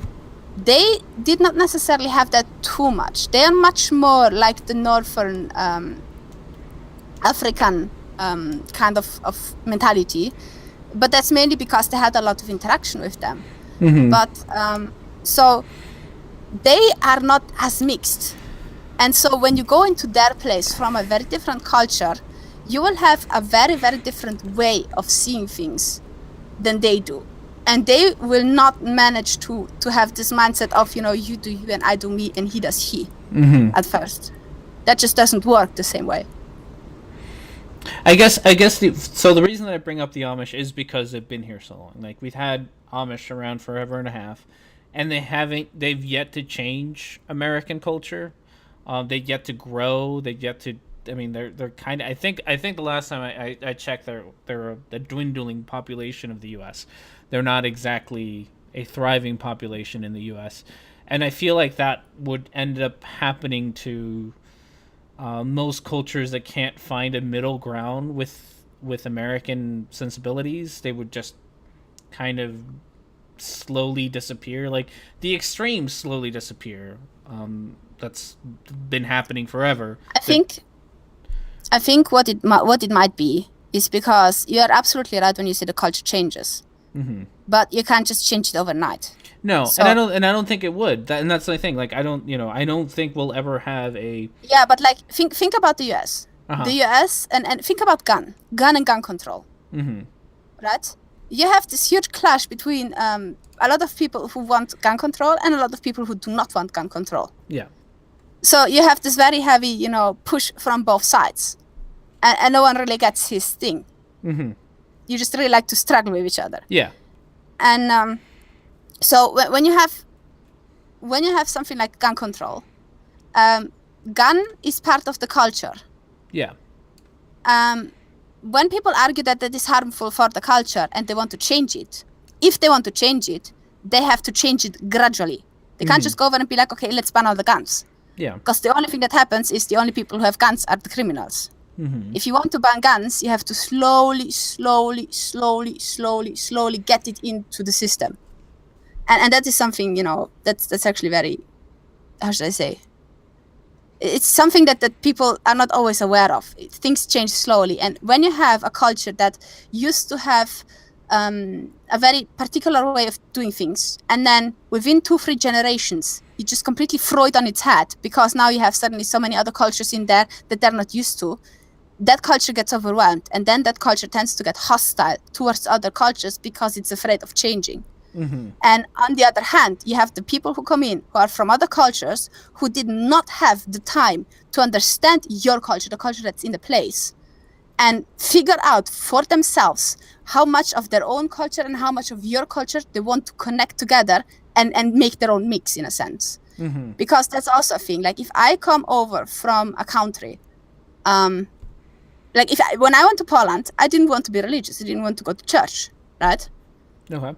And they have many things that are connected, very straightly connected to religion. So I have to see what they do, and I have to understand how they think, and I have to see what kind of impact it has overall on the society, to understand that, or to figure out for myself how much I actually want to, have what I used to have and have what they actually have, and then mix my own mix together. I don't know if that makes any sense. I drank too much. No, that's fine. I guess for me, and this was kind of the point that I made last week, and this is kind of the point that I've made, is that I don't foresee a big change happening, and if it's a gradual change, not that I see anything particularly good right now about Muslim culture. But if I just don't see this whole thing of them Muslims showing up and starting Sharia law, or the thing is, a couple of years ago, I was really worried about this whole Sharia and Sharia law getting how do I say, getting really a lot of motion. Yeah. But first of all, the US is very safe. I would never think that the US, like, if you would want to run away from Sharia, US is probably the best place to go. Yeah.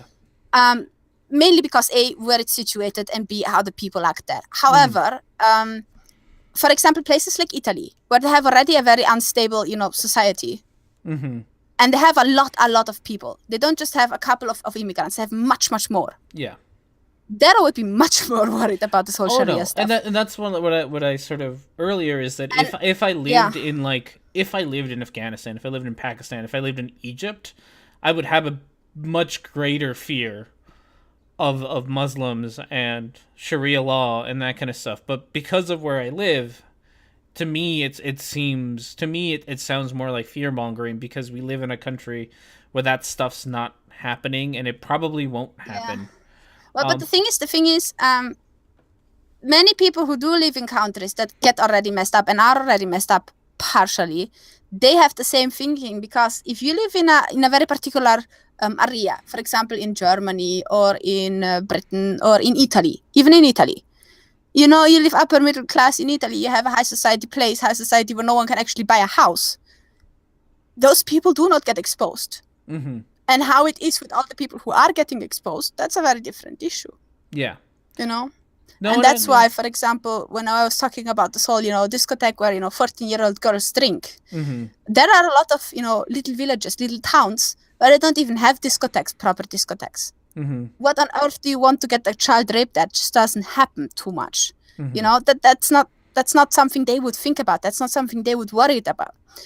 The place I was living in, because it was messy and because it was, in a very different zone, that is a place where you would be worried about. Same thing with the Netherlands. There are a lot of places in the Netherlands where you have just, the usual nice mixed neighborhood, a couple of Dutch people, a couple of Chinese people, a couple of, Turkish people who live there since, centuries and ever. And just the perfect place to live, the perfect alley. And then you go a bit further and you go into a different, quarter of the city, and everything just goes nuts. So it's very, and that is a big problem, because the people often who are in power only see one part of the coin. And the people who push for radical changes, for, blocking all the immigrants and blocking all this and blocking all that, the ones who are fear-mongering as such, often are in a very, very different, economical situation. Yeah. And the ones who are fear-mongering, I don't know exactly how it is in the US, but in Europe, many of those who are fear-mongering live in a situation where it's unbearable and live in a situation where it's bad. Not all, because you have, the usual high society person who's just not into foreigners or whatever. But you have a lot of people who are just genuinely worried because in their particular zone, things just went bad. And so, you have this complete disconnect between the two kind of people. And because of that, you don't have any dialogue whatsoever, because the people who live in these, nice places, they don't see it. They are not exposed to it. They will not understand. The people who live in the poor places will not understand what the people who live in the nice places do not understand. There's a complete disconnect there. Yeah. Well, that makes sense. And that's why, as I'm talking, that's why I keep saying, my feelings living in the US, because I can try to empathize with somebody living in Europe, someone living in Italy, someone living in somewhere else, but I don't have firsthand experience living there. I have firsthand experience in the States. So, and I think the States it's its own, it's its own thing. It's different. It doesn't have this massive population of I mean, it's got a massive population of immigrants, but it's even then it's not that big. Like, you look at the percentages of immigrants compared to the percentages of natives, and it's not actually that big. But it's also a huge country. So it's a very different, it's a very different place. It's bigger, it's more spread out. We do have different, New York is very different than LA. Everything's very different regionally. We have pockets of cultures and stuff. But for me in the States, I personally don't feel any, in the States, again, just in the States, I don't feel any reason to be afraid of Muslims, which is why I wanted to get your opinion on it, because for me, I never have, but I've never experienced living somewhere else but the thing is, because of how I was living and how I was raised, I tend to be of the fear-mongering kind more than of the, actually look from it from I live in a safe society place kind of view. Yeah, and it sounds like from your experience, you've gone through the more things that would make you see it that way. And from the stories that you've told me, like, I understand. Like, if I had lived in a country where you had 14-year-olds getting raped, and you had, I think you told me the story of a bit in one of the other hangouts of a friend who couldn't share a picture of her family because they were all uncovered. So you've had a very different, you've had a very, very different life than I have. So for me, I'm not, every Muslim that I've ever encountered has been a nice person, right? Like, I've never encountered a Muslim who's been like, fuck you atheist hell. On the other hand, because of where I live, I've encountered a lot of Christians who have been like that. So my fear tends to be like that. Think about it like this. Like, imagine you live in a place where atheists are just perfectly fine, right? And now suddenly you have tons and tons of Christians coming in and telling you, no, dude, you have to go to church. What's wrong with you? Yeah. Right? You would feel kind of annoyed about it. Yeah. Oh no, and I'm very, like, as is, I'm annoyed at Christians who do that already. I've had like I ride a motorcycle, and I needed a new chain on it, so I took it to the shop that I always take my motorcycle to. And on my motorcycle, there used to be a sticker that said, "Don't believe in God, join the club." It was part of a humanist group that I was with. The mechanic actually refused to work on my bike. He outright said, as long as that sticker's on there, I'm not working on your bike. So I took off the sticker and was like, fuck it, whatever, just work on my bike. It was irritating. So I understand how other people telling me what to do is really irritating. But I guess I see the problem from Christians more than I see it from Muslims. In there. Yeah, sure. Like, so you see the irritation. You just have to, think about Christians instead of like Muslims, right? Yeah. But I think at the end of the day, the way you talk, I think we have all the issue with the same thing, which is basically your own personal freedom. Yeah. So if, we completely generalize and we say, you know what, let everyone just like do how they feel like and then just be themselves up to a certain degree.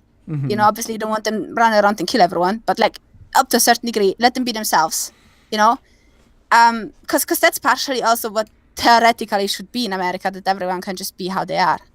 So if we cut away all the should and should not, if we cut away Christian, Muslim, this country, that country, what it boils down to, I think, is not who is coming to your place or who do you have in your place, because partially they're already there, but how do they interact with you, how much force do they push on you. And the moment we can come to the point where no matter where you come from or no matter what your background is, the other people can still feel like they can be who they are, we're good. And the moment we get to that point, it doesn't matter even what nationality you are or what religion you are or what anything. Because the thing with the immigration in Europe, like if you take all the people who live in, even Italy, if you take all the people who immigrate into Italy, if all of those people would just act the way they act for themselves and then just let the Italians do whatever the Italians do, and they would never really go after other girls and rape them and stuff like that, they can do that in their own club. Stick at least to the law. That would give the locals a very different picture of the people who immigrate. So, and on this, yeah, sorry. Let's have a break. Sure, I probably do, but I have one more question for you, because so one of the things, and I talked to a friend about this before, is one of the reasons, at least in the U.S., why I don't particularly think like Sharia law is going to take over or anything, is because we do, particularly in the States, we have this what's supposed to be a separation of church and state. So we can't have doesn't quite work, I noticed, by the way. Yeah. Because you have a lot of Christians who just really try to put the commandments up and stuff like that. Yeah. So we have this thing that's supposed to protect us from having it, and it doesn't always work. And it's not perfect, but we do have that. Which is why I also don't think, like, I'm never worried about Sharia law taking over, because that would break this separation of church and state. That would mean that you would give one religion preference over another. And I don't know if this is true. Like, I know that Canada does Canada have a separation of church and state thing? Not quite that way, I think. They still have some kind of separation, but I don't really think they have like complete separation. Like they still have Catholic schools there, for crying out loud. Yeah. And I'm not sure if I know Italy, I don't think has a separation of church and state at all, right? Because they got the fucking zero. Vatican and stuff. So part of me thinks that might be the part of the problem, is that, or why I don't care so much in the States, is because I feel protected by the fact that we will never have one group trying to push at least successfully trying to push their religious ideologies onto us, because we do have the separation of church and state. And so far it's worked well enough to keep the Christians off of us, and they try really, really hard. If it works for the Christians. So if it works for them, I can't imagine, I can't imagine a Muslim showing up and being like, we should do Sharia law now. Like, I think a judge would simply say, no, we have this separation of church and state thing. You can't just push your laws onto everyone else. And it would take just an absolute massive, just ridiculous amount of immigrants to actually get enough votes to change it in the first place. Yeah. So. Yeah. Well, I think there's also a big disconnect because of how many people actually immigrate, for example, to Italy, as compared to the people who immigrate to the US. Mm-hmm. It is much harder for people to immigrate to the US unless they come from Latin America. Yeah. And I think that is part of it, because if you would have masses and masses coming over the sea which happens. It happens constantly, and it's sad. It's really sad because you have those people who smuggle all of those people over, and they just try to get away. They just try to get over. They just try to get to a better place, for whatever reason. But they just try to get over. Many of them drown because of the mafia that brings the one person to the other side, right? Yeah. Because this is all just mafia. The boats who bring over the people, that's all illegal. That's all mafia. Yeah. Just because the chat is asking. So no, I don't think that the separation of church and state is perfect or has perfectly kept Christians off. I understand that they are constantly trying, but I think if it weren't working as well as it does, we would still have things like prayer in school, or things like forced prayers and forced religion in schools, and the fact that it's worked as well as it does. I did have religion at school, like obligatory in a sense. Did you? And that, there was only the option to basically opt into an ethic course instead, but you had religion standard at school. Yeah, and here, I mean, like I said, it's not perfect. We still have Christians constantly trying to push their stuff onto everyone else. But I think if we didn't have that, the separation of church and state, things would be much worse than they are now. I think it's done a decent job at holding off Christians from really taking over, because I'm sure if they really took over, we would have forced prayers and forced everyone else.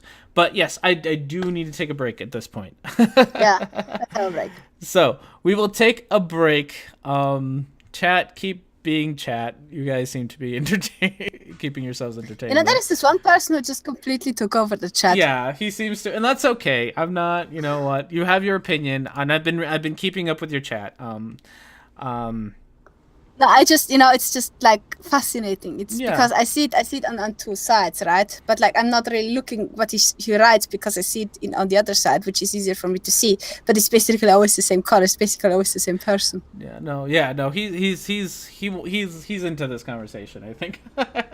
Yeah. He has asked to come in, and I don't never. Well, let him in. Let him in. Okay. Sure, why not? So let's have a break though. Yes, we'll have a break. Shapes on the ceiling. If you hang out in the chat, I will try to figure out a way to get you in here. I don't know how, but I will try to figure out. And I'll be back. We'll be back in a little bit. Yeah.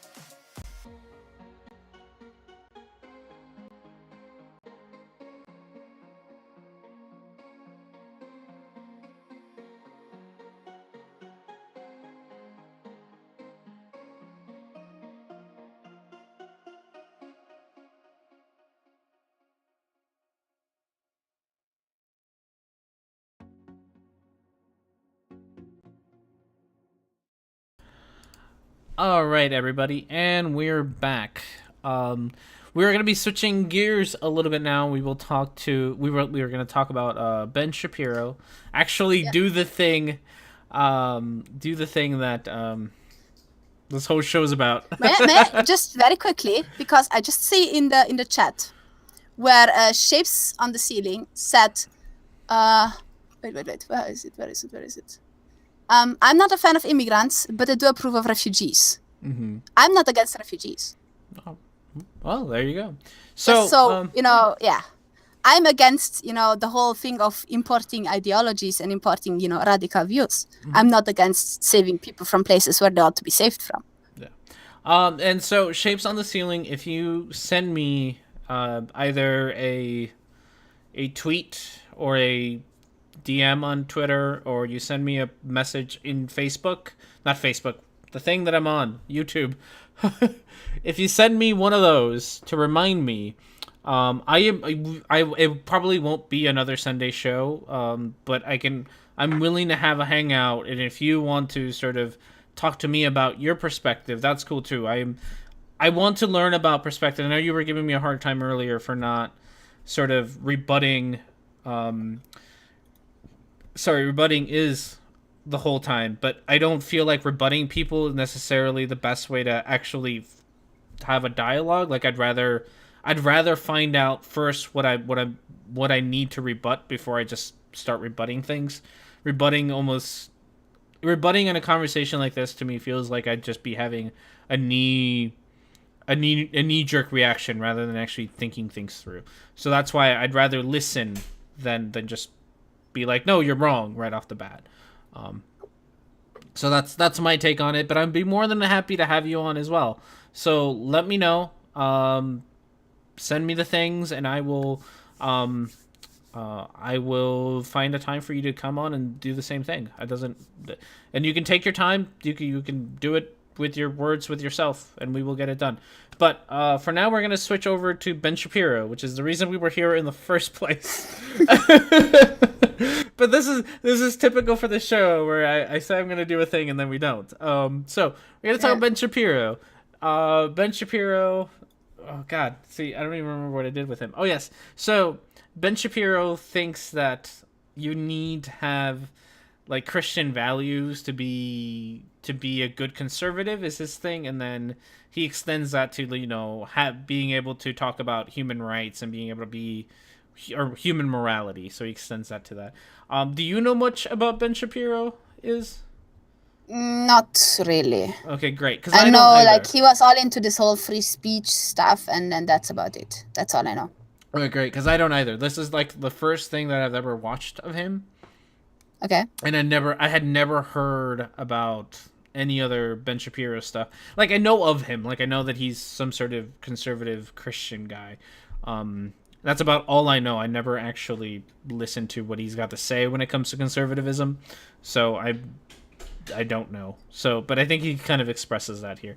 All right, we're going to test, and hopefully we have set up everything correctly, and you should all be able to see and listen to this. And let's hope we do. There's a prevailing ethos that religious people are a little stupid. I think that's all on your end. Or okay, unthoughtful. wait. Or intentionally... Would you want to just pause it a second? Sure. That's all on your end. So you're gonna have to mess with your. I can't. Yeah, because I have it on the maximum. I have it on maximum volume. Gosh. Okay, let's try it again. Okay, we'll try it again. Unthoughtful. In my own experience, that's better. Okay. I find people who are not educated or necessarily intelligent can be quite religious. Mm-hmm. And I've found that people who are extraordinarily intelligent or educated can be quite religious and often are. And so where do you fall on that spectrum on how religious people are compared to like their intelligence? Like do you find that a lot of smart people tend to be atheists or vice versa? I don't think that you can have any, like, obviously there is a bit of a correlation, right? Correlation, I wouldn't say so, but like there is this statistics where it says that the higher up, in like higher circles, people tend to be more on the atheistic side than on the religious side. Yeah. But I don't think that is a good way of looking at things from statistics, because statistics can also say, for example, that white people are smarter than black people. Yeah. And then you look at other statistics where, for example, in Germany, after World War II, you had a lot of women who got pregnant from American soldiers, and they brought black kids, and they raised black kids their way, and there was no difference between the local Germans and the half black Germans. So the IQ had nothing to do with that. I think there is a lot of cultural influence involved in that. So looking just at the statistics doesn't tell you much. And as far as I can tell, I have seen among atheists that, sure, you can say that in the higher, in the more intelligent part, people tend to be more on the atheist side. That doesn't mean they're not dogmatic. Mm-hmm. And at the same time, you can have religious people. That doesn't mean that they're not, able to logic their way out of certain scenarios. So religiosity and IQ, I don't think really are completely related. You don't think they're related? All right. Yeah, and I would agree. I don't think they necessarily are. So Shapes on the Ceiling had a interesting point, or not interesting. He just commented. He says his dad is Amish. So I want to know from him what it's like to be Amish, or to have, like, did you ever live in an Amish community, or is it just your dad lives in his own Amish community? Because that would be fun to know. I think it was last week or the week before that, people were talking to me. I'm not sure if you heard about this. What's it called? R and K type reproduction. I'm not sure if you've ever heard of that.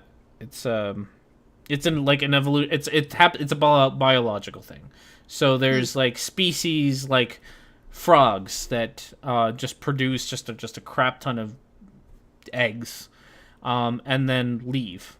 Like that. There's no raising of the tadpoles, right? They just produce a whole lot, and that's their what sticks for who survives. Yeah, who survives. Yeah. And then at sort of the opposite end of the spectrum are humans who have 1-2 kids at a time that take like 18 fucking years to raise. Yeah.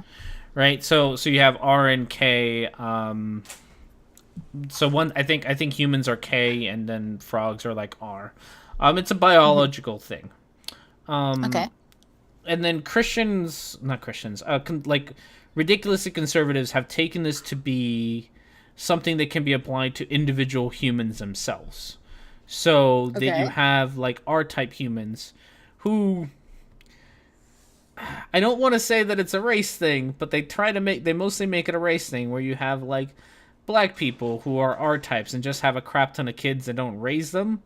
And then you have white people who only have a few kids but raise them really well. And that's kind of their argument. And obviously you've never heard of this, but that I feel like they're kind of interesting. It's very interesting. You should look it up. It's one of the silliest things I've heard, because they're taking there's real science behind this kind of breeding habits when it comes to animals, right?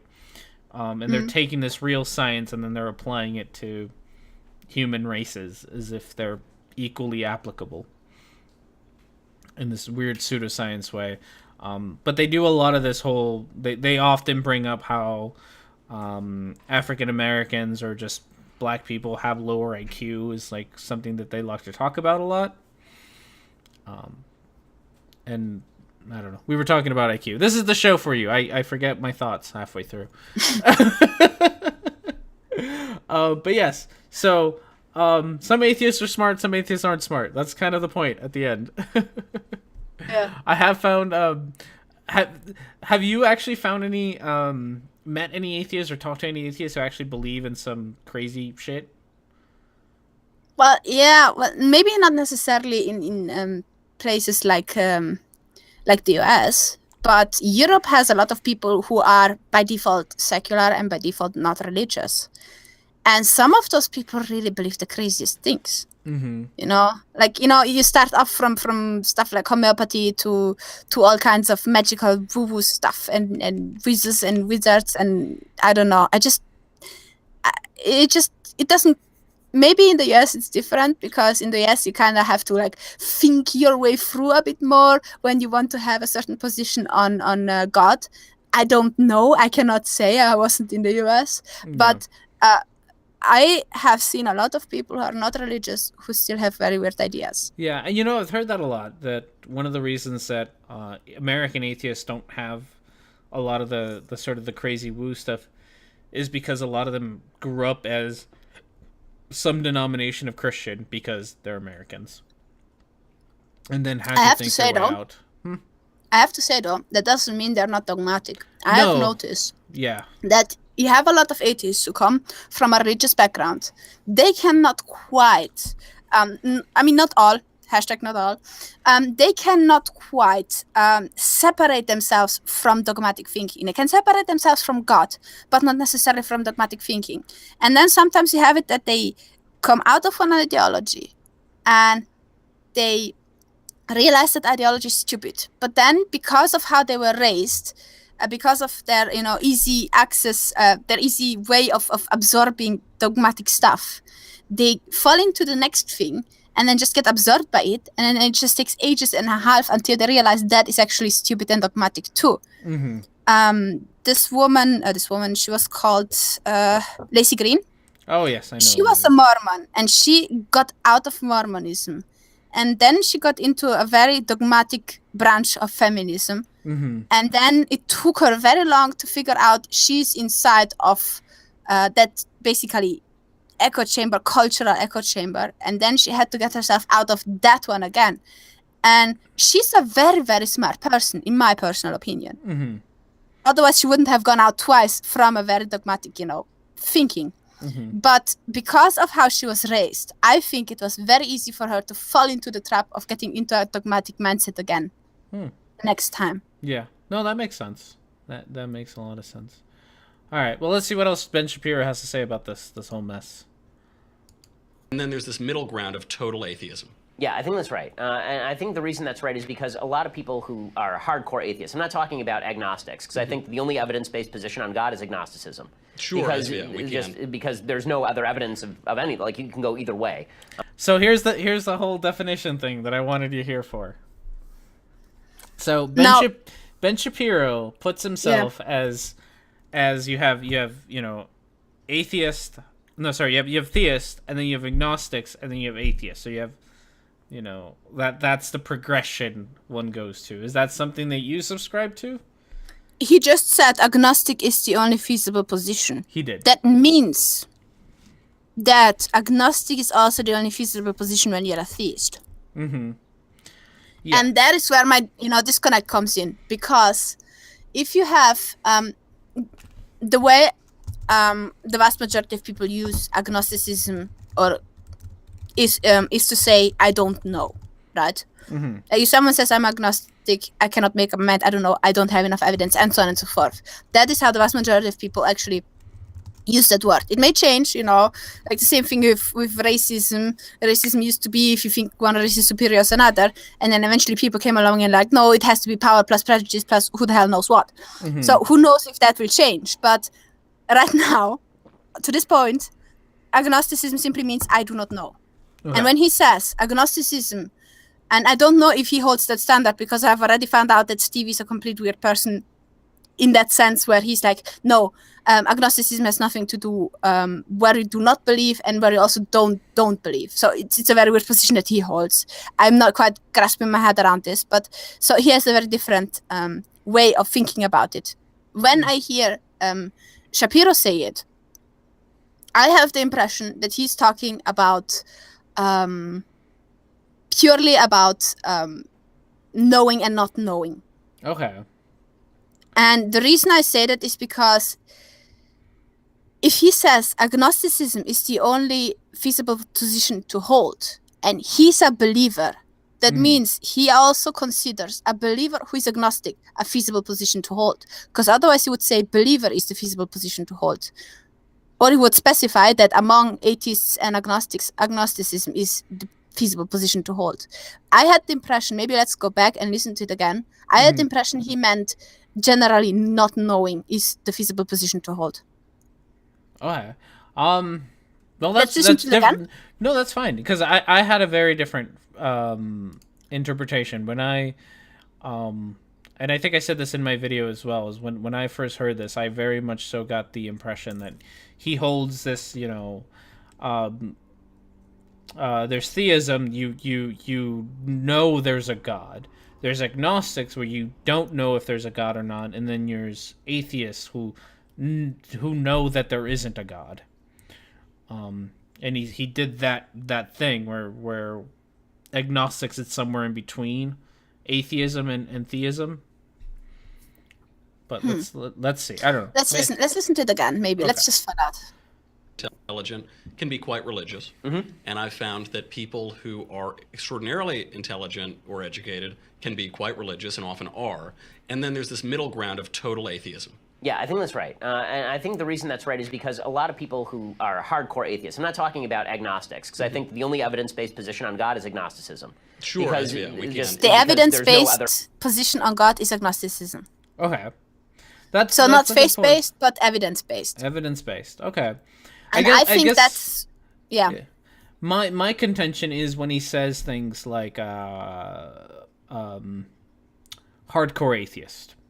Like I feel like whenever a theist says hardcore atheist, that they're already setting up for something that's not a real atheist. Like that's already a setup for a straw man of an atheist. Mm-hmm.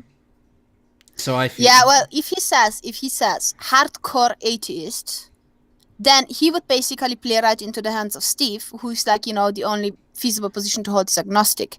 Now, if he says agnostic atheist does not apply, then he's basically talking only about the atheists who say there is no God, I know it.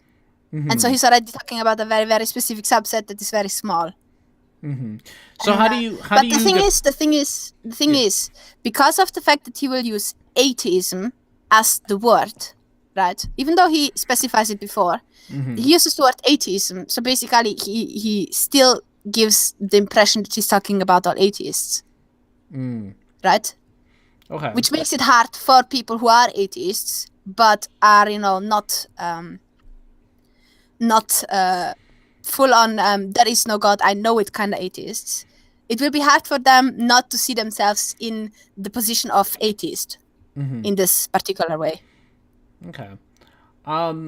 So tell me your definition of agnostic. How do you use agnostic? The way I use agnostic is very simple. I think, and that's the way I was used to it. Gnoskere means knowing. Okay. So when you say agnostic, it's like aerob and anaerob. One has oxygen, one does not. Mm-hmm. When you say gnostic and agnostic, one states that you can know, or rather there is knowledge and I have it, or whatever, and the other one is agnostic. I do not know, I cannot know, I will fall judgment, I have no idea, basically. Mm-hmm. So when you talk about Gnosticism and agnosticism, when you say agnostic, that doesn't tell me anything about what you believe. The only thing it tells me personally is what are you certain to know. And even there, knowledge is a subset of belief. Knowledge means, you have gathered enough evidence to be certain that something is correct. That doesn't necessarily make it correct. It's just something that you believe is correct because of what you have gathered about it. Oh, okay. And so as a result, when you have someone saying, I know there is no God, what it means is they have gathered enough knowledge for them to establish that there is no God. Mm-hmm. It's weird, yeah. So for you, can you have an agnostic theist? Can you have somebody who says, I believe in God, but I don't actually know if he's real or not? That, I think, is very possible. You think that's possible? And you can have an agnostic atheist who says, I don't believe in God, but I also don't know if God exists or not. Exactly. Okay. All right. So that I think is very different. And the reason I'm bringing this up because I saw your conversation with Steve, and I've had this conversation with Steve before about definitions. Yeah. No, it's hard for me to accept his definition because and the reason it's hard for me to accept it is not necessarily because what he says, it makes sense for him. It doesn't make sense for me, but it makes sense for him. Yeah. the problem is that he basically takes people who use a very different definition, where it's clear that they use a very different definition, and tells them they're wrong based on his definition. Whereas if he would switch his definition to their definition, it would be perfectly, feasible. It would make perfect sense. Mm-hmm. And so he's basically trying to, infuse his definition into it. And that, that has my alarms going off. Don't force your stuff on me. I won't force my stuff on you. And so every time he does it, I go back and do it back. Because that's just, I don't know, that's just the way it rubs me. I just want to, and then he feels like, people are attacking him and stuff. And he's like, you attack me, I'm going to attack you. There we go. It's not like I'm hurting you. It's words. So for me, because I remember at one point I stopped trying to ask him to define himself. It's like, fine, don't define yourself. Just tell me if you believe in a God or not. Like, just that simple question. Here is a claim. Does God exist? Do you believe in God or not? And he couldn't actually answer that question for me, which made me think that a lot of that sort of definition talking, if it can't even lead you to being able to answer the question of what you believe personally, then I feel like you're not really Can you repeat that? I can't quite follow. I could not quite follow. Could you repeat that? That's okay. Let me get a drink here. So when I spoke with Steve about this, I asked him very bluntly, do you Steve believe in a God or not?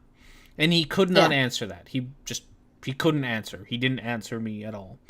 I don't think he still has for me. Mm-hmm. Which made me think that this whole definition thing doesn't lead to anywhere useful if you can't even answer questions about what you believe or don't believe.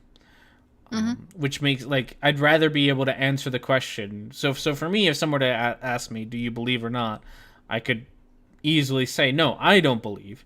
That says nothing on how much I know or don't know. It just says something about how much I believe or don't believe. Yeah. Which I think we're all on the same page in that one, which is good. Yeah.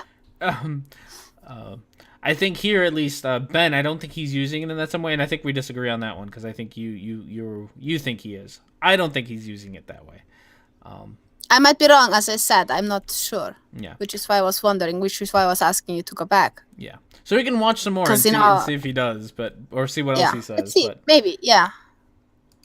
Let's see. Or evidence of any, like, you can go either way. But as far as kind of hardcore atheists, a lot of atheists who are very hardcore and very vocal about it, they seem to think they're the first people who ever figured out that, like, a virgin birth is kind of unlikely, or that God speaking from a mountaintop is kind of weird. Like, there's people.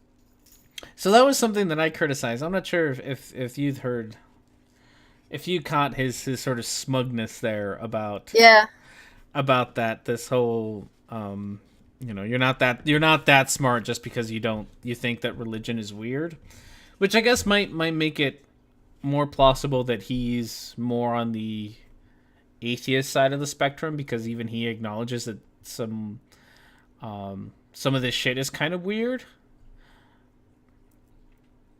Like a lot of the sort of the Christian mythology is just weird ass mythology. The thing is, he's kind of hypocritical there, but that's probably because he's a bit biased, because he says, evidence can go either way.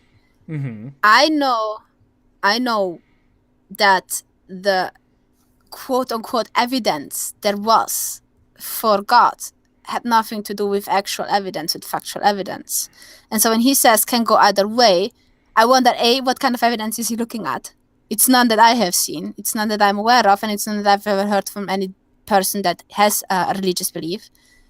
And the second thing is, he then goes on to explain how unlikely virgin births are. And the reason he does that is because, we all know that virgin births are uncommon. That's why it was so miraculous. It's like, no, we know that virgin births are, something uncommon because they just don't really happen. It's so basically he has to tweak the evidence in a way to make it kind of fit.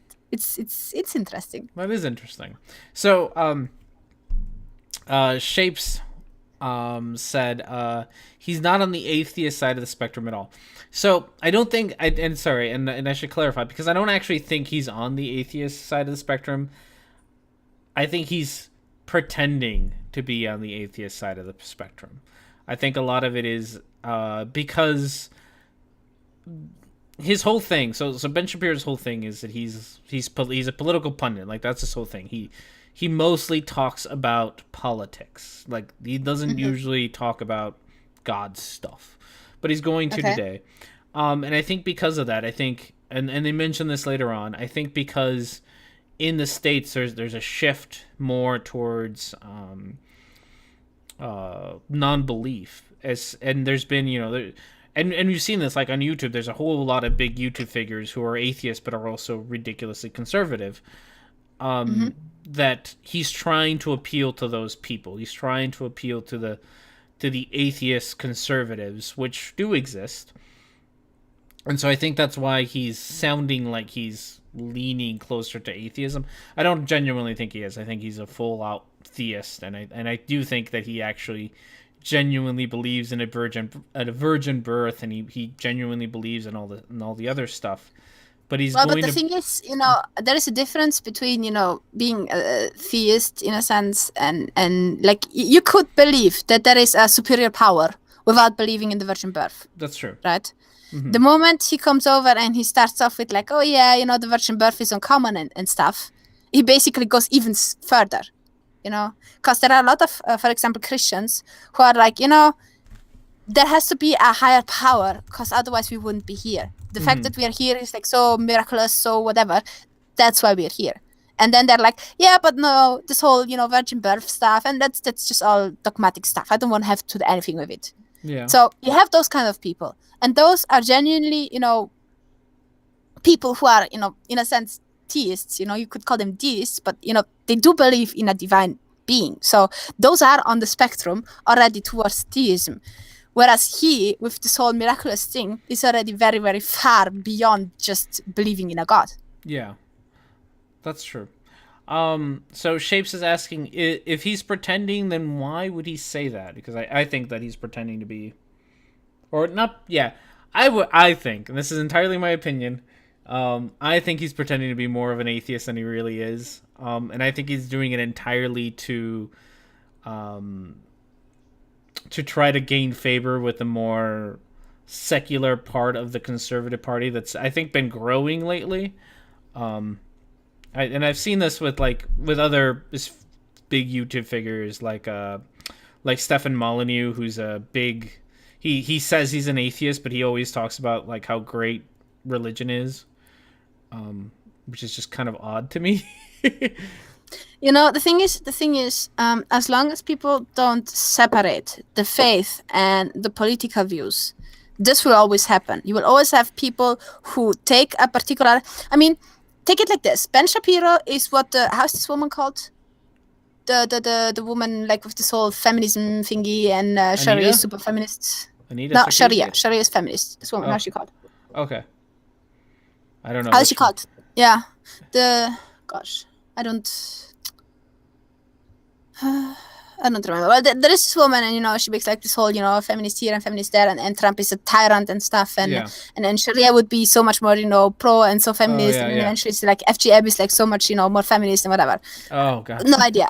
This person, so she takes the left wing branch that has a grievance right now, and inserts herself into it, pretending she holds very particular views that they hold, and trying to drag them towards her particular dogma.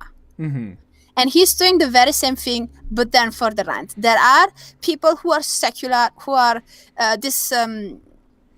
disillusioned with the left or disillusioned with the right, and they just, they're just secular, but they are more on the conservative spectrum. And he goes over there and he's like, look, I'm just like you, I'm like super like this, and then by doing that, he tries with certain ideas that they hold, he tries to slowly drag them more and more towards his dogmatic, part. So I would agree. She was called Sarsor. Who? The woman. Oh, what, did you remember her name? Yeah, Linda Sarsour. Linda Source. Oh, I have no idea. I've never heard of her. She's a very interesting person. I bet she is. Yeah. No, but I think no. I agree with you. I think that's exactly what he's doing. Is he's trying to appeal to that secular conservative group, which I do think is growing. I do think it's a pretty big group. Whatever. And I think you're right. I think some of them are just, they're tired of the left, which makes sense. And they're just like, no, fuck the lefts. And so, but they're still atheists or non-believers, or they're secular and they don't want anything to do with religion. And so he's going to appeal to them. And I think it works. I honestly think it works. Because he does have, because I've seen it work with other people. Like I brought up Stefan Molyneux earlier because he does the same kind of thing where he says, but even people like Paul Joseph Watson, when he started off on YouTube, he was talking much more sane than he is now.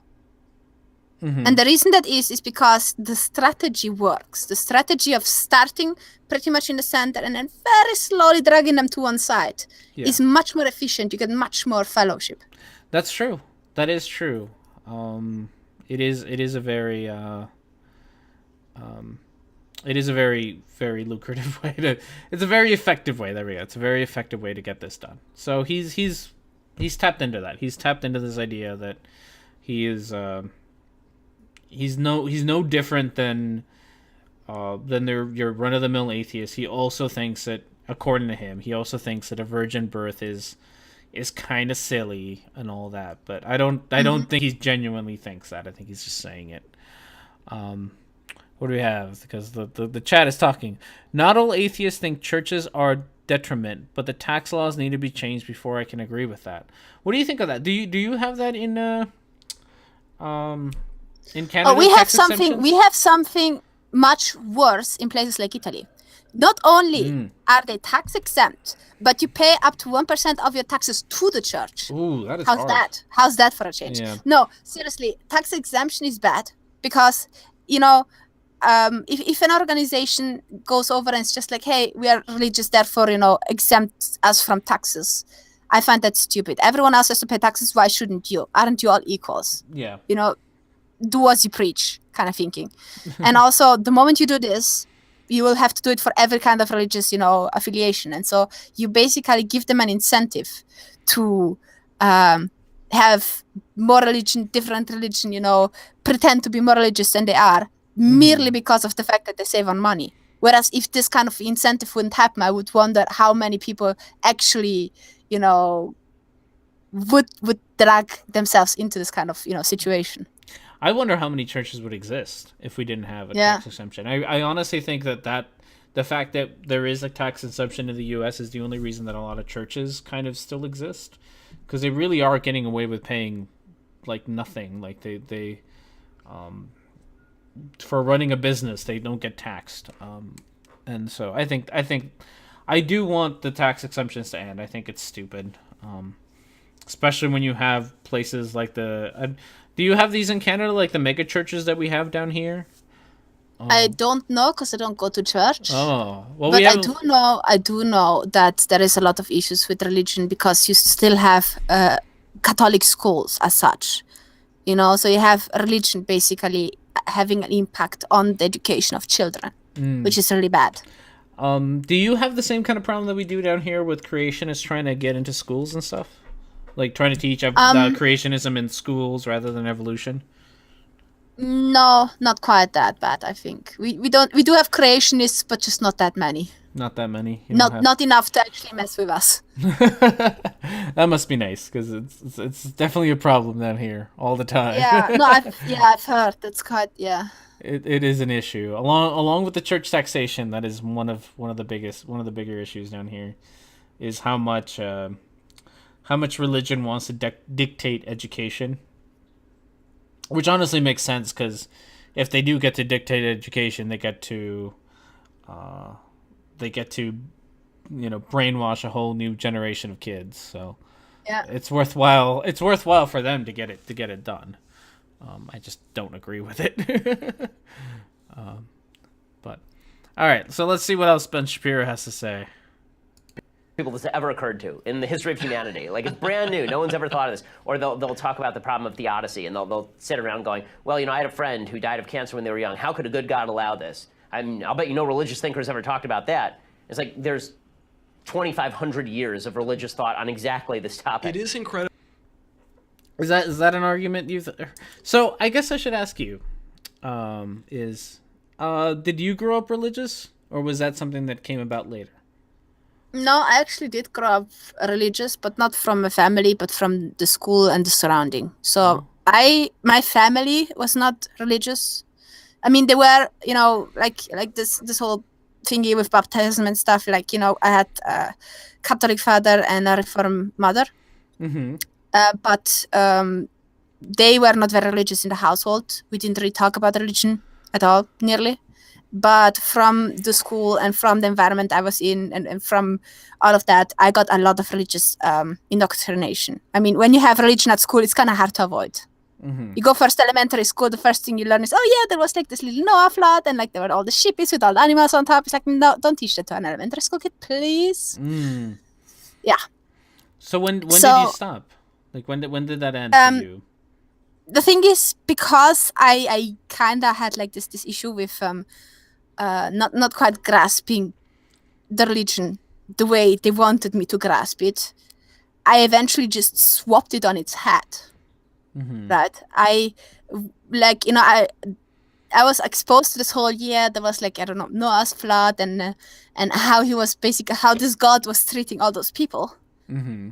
And I came to the conclusion, you know, without really talking too much to other people, I came to the conclusion that, you know what, that guy's a creep.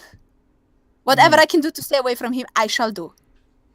And so I had like this secret plan of doing all kinds of things to make sure that I get as close to Satan as possible, you know, secretly, so that no one would notice, because, you know, they all want to stay with God, that's fine for them, but I just don't.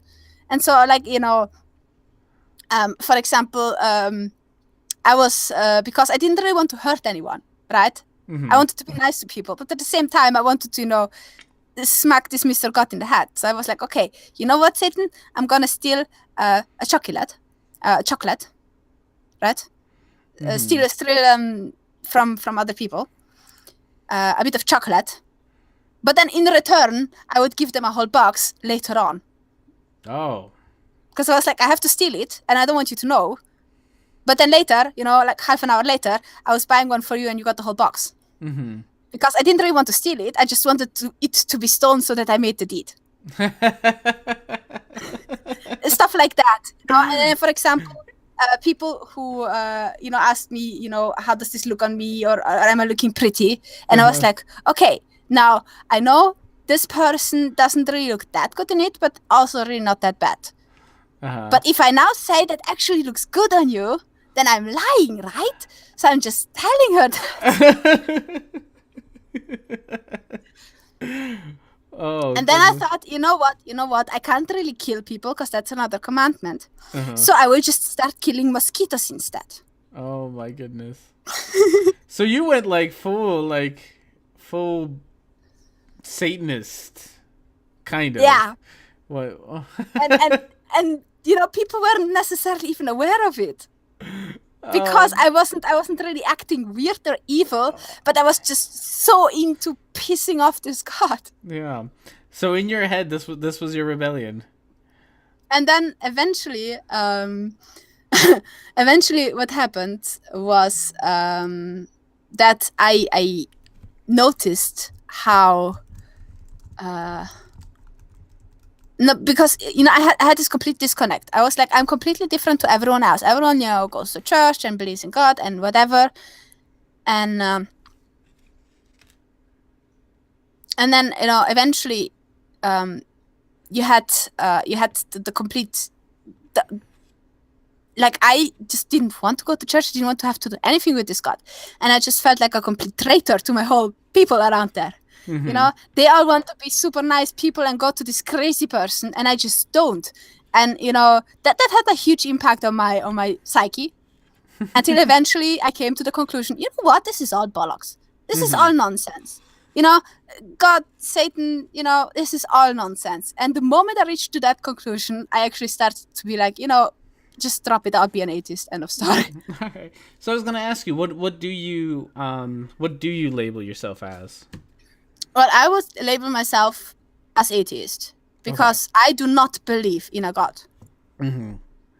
And theist is a person who believes in a God, in whatever kind of God. And so a not theist, in my definition, would be an atheist. Yeah. All right. And that doesn't mean that I know there is no God. It's just the gods I have met don't look like they're real. And therefore, I do not believe in any of them. And because I do not believe in any of them, and I don't know of anyone that exists that I would believe in, I do not believe in a God. Would you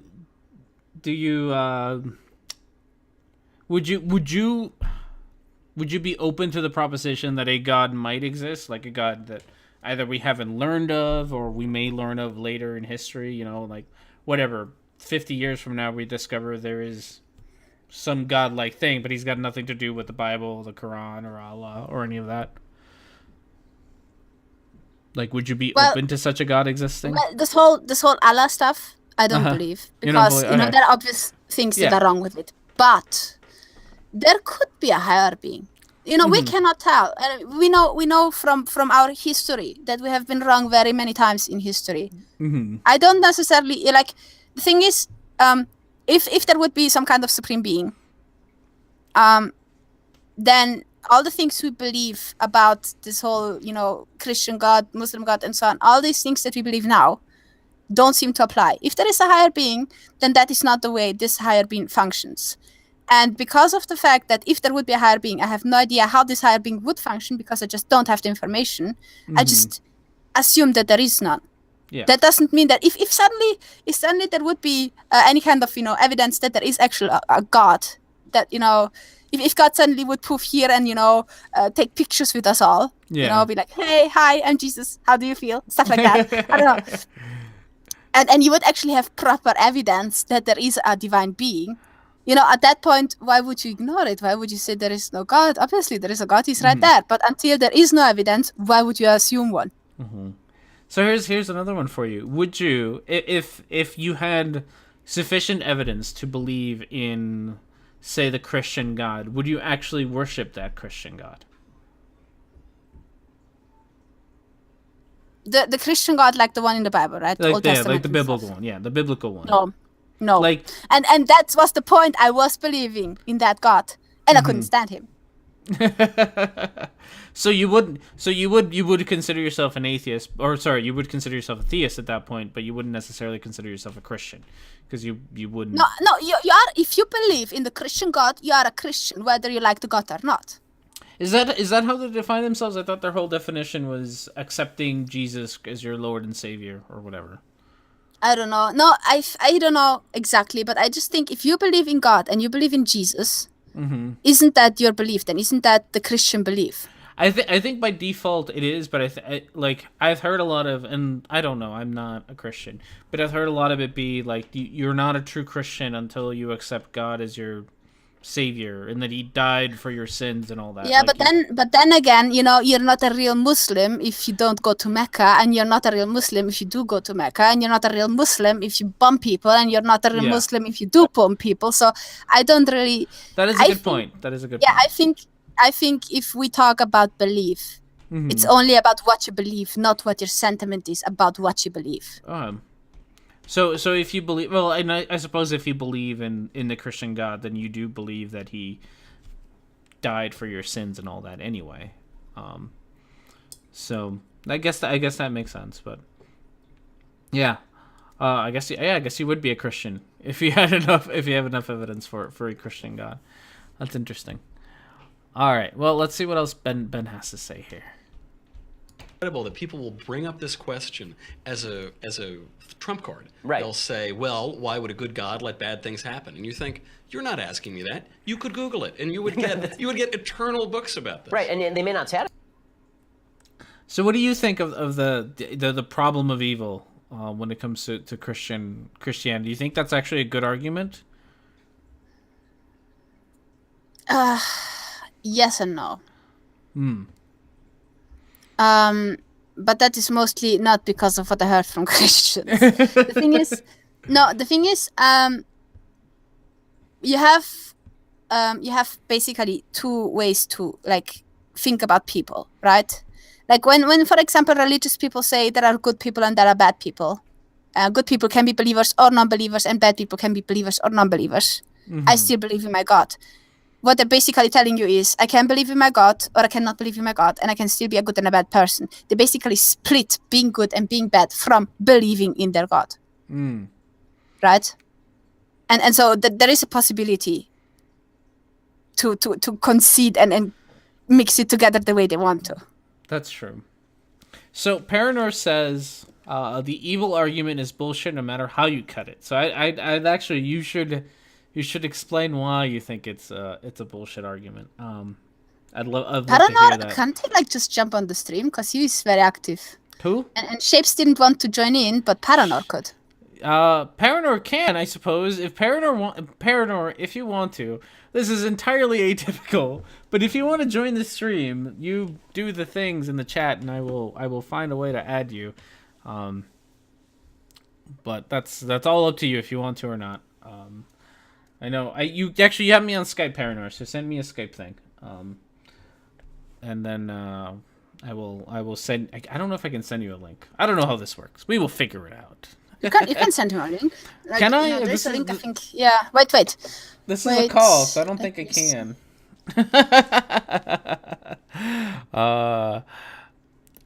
There are people. Each has potential of good and bad. Depends on whom you ask. Describe the person. Oh yeah. So the problem of the problem of evil. The argument is structured like this, and I don't even think it was an argument originally made against Christians. I think it's actually Greek or Roman. I think it was Greek. That pretty much says if God is good and good and all powerful, then bad things shouldn't happen because he is too good to let bad things happen. If bad things happen, then he's either not all good and he's just letting bad things happen, or he's not all powerful and he can't actually stop bad things from happening. And that's more or less what the argument of evil is. So basically, either he's not all powerful or he's not benevolent. Yeah. And if you define your God as being both of those things, it kind of disproves your God. This doesn't necessarily disprove other gods. So like Dr. Manhattan from that one fucking movie comic book thing that I can't remember. Watchmen. Like Dr. Manhattan there is a god who is not, who is kind of all knowing, but he's not a caring god. He doesn't care if humans kill each other. So in that case, that argument wouldn't necessarily disprove him because he is a god, but he doesn't care. And I think it also wouldn't necessarily disprove other gods like the Greek gods, who tend to be more human and not actually care what humans do, and tend to be kind of mean themselves. So they don't show that all good quality. It really only works for a god who's all good, or who is described to be all good and all powerful at the same time, which tends to be the Christian but there's also the problem with what exactly do you find good as, because that's the next thing they will come up with. If you say like God is either not powerful or not good, then the next step they will do is like how do you know what's actually good, right? Let's define the word good. Let's define the that's a whole new wormhole there. God, I hate that. I had that God, I had some asshat ask me that. I had some asshat ask me, what did I say? Oh, I think it was at the beginning of a stream, and I said something along the lines of God's an asshole or God's a dick or something. And he came in and he's like, well, why do you think he's a dick? It's like, well, he, kills people in the Bible and stuff. And he's like, well, how do you define good and bad? And I told him, like, well, in his own book, he says, "Thou shalt not kill." It's like, but you're an atheist. You don't believe in that. And then it just derailed into this horrible mess of me trying to define good and evil, and him being like, oh, the definition that you have of good and evil is a Christian definition of good and evil. Which is what we're eventually going to get to here. Yeah. I know. I I can't stand those definition arguments. Like when you sit around and just define things, I don't feel like you're having a productive debate. Well, the thing is, if you're not on the same page, like if your definitions are off, chances are that you basically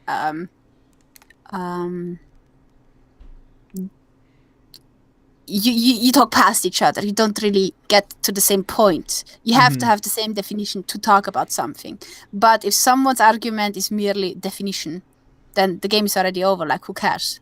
Because that's also something that was annoying me about Steve a bit. He constantly goes on about this particular definition. Where it's like, people don't accept my definition of this and my definition of that. And the thing is, like, it's a bloody definition.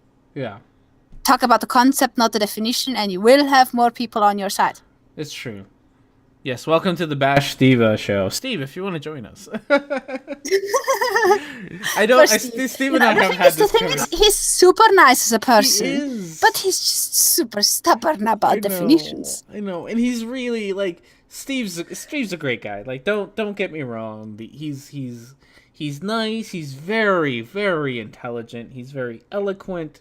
He's a good guy, but god damn, is it frustrating to talk to him about definitions. Like, the last time I did it, I really wanted to hit my head against the wall because it was just the worst. Love the guy, but if you ever listen to this and you want to come on here and talk about definitions, let me know, and I probably won't invite you.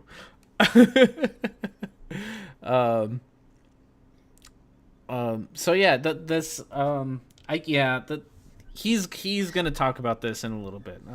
Ben Shapiro is gonna talk about how atheists would you be fine with having Boogeyman with us? Yeah, sure. We were talking a lot about like how cultures get influenced and stuff, and Boogeyman lives in an Islamic majority country. Do you, so, Boogeyman? I'm sorry, Mr. Boogeyman. I've never heard of you, but yes, you're more than welcome to. I can figure out how to do that, I suppose, because like I said, I know. Let me join. No, TJ, you're not allowed to join. You're not allowed to join, TJ. I don't like you. I'm gonna have to. Okay, so to the things and stuff, I am going to. Where are we? We're gonna go here. Bump. There we go. So just so that I can keep this link here hidden. Okay, so we're gonna get that link. Do you know Boogeyman? Do you have him as a? Yeah. If you PM it to me via tweet, I can just forward it. Okay, then we'll do that. So sorry for we've been doing a lot of technical.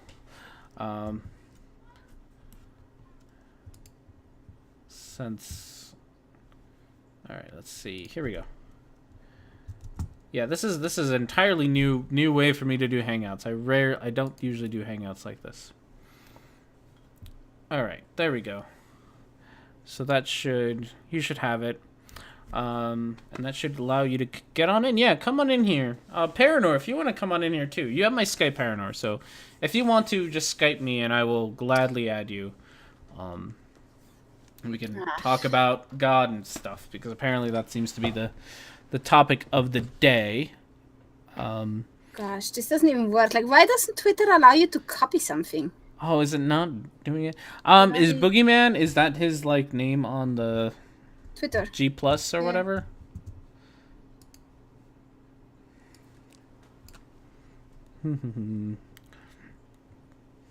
Because I can boogie.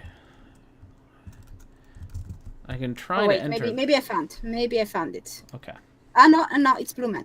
Never mind, I found it. He's not Boogeyman on Twitter. Oh, did you? Oh, you know what? I'm pretty sure that my thing is send me the join link. Okay. There you go, Paranor. Yeah. And I sent it to Paranor as well. Sorry, Paranor. I kind of forgot that my Skype is on Do Not Disturb. I kind of forgot about that. My bad. Yeah, come on in, you guys. Snap. Pure Carbon, I can send one to you too, because apparently that's what we're doing right now. So Oh, come if you want to on. join us, Pure Carbon, I already have you. Are you like logged in on Skype, Carbon? Is this even the right pure carbon? It's not even the real Pure Carbon. God damn it! You got my hopes up. Because Pure Carbon's my buddy. I got all excited. Pure Carbon, if you're the real one, you know how to Skype me. You have me on Skype. So yes, come join us. We can talk about God and stuff. Because God and stuff seems to be the topic today. And good evening. There we go. Hello, hello. Welcome. Welcome, This new Mr. hangout. It's been a while. Are you visible? You should be visible. Everyone should be able to hear you. I hope. Yeah. Okay. Well, it's audible. All right. We're good. Oh, no. How you doing, man? I'm doing good today. All Doing good right. today. All right. So, what is your opinion on God? My opinion on God is my position on my disbelief, atheism. Everything I've seen of a God is just a projected description of the person. So it's all a desire of something human. So there's no, it all just doesn't make sense if it's going to be something beyond human. Because so far it's described as not. Claimed, but no description of it. So I say there is no God because of that. That's why I was talking about earlier with the whole thing of evil being the whole bullshit, because the projected desire of what a God, of somebody, of what's that a person describing God wants it to be, is their own projection of good and their projection of evil. Trouble is, one person's good is another person's evil. It depends on that person and their projection upon those words and those subjective descriptions. It's the trolley car. You're damned if you do and damned if you don't, because either way, you're going to have an outcome which is going to be viewed as both good and bad. Huh. So do you think, one of the things that Ben is going to do here in a second, he's going to talk about how atheists, more or less he's going to pretty much say that atheists can't define good or evil. Is that something that how would you define good or evil, Paranor? Well, in the colloquial sense, good and evil would be something that I like or dislike towards, what my desires are of the outcome. For a general, a more specific global sense of what good and evil are would be to the positive or the negative of the group. So a definite evil would be something like Hitler or the guy in the Vegas shooting, because they're doing something which, for no other reason, is to do a negative. However, like, let's take the shooter and Hitler even, their mindset was, for them, doing a good. But the pure evil is totally against what the whole or the society would benefit from. That makes sense. Ken, I'm assuming you're Boogie. Yeah. All right. Welcome. Thank you. Hello, everyone. And so what's your opinion on God? He's a fun dude to talk about. He may be fun, but I wouldn't invite him to my weekend parties, just saying. He drinks too much. I wouldn't go to a party in the first place, but yeah. Cool. Aw.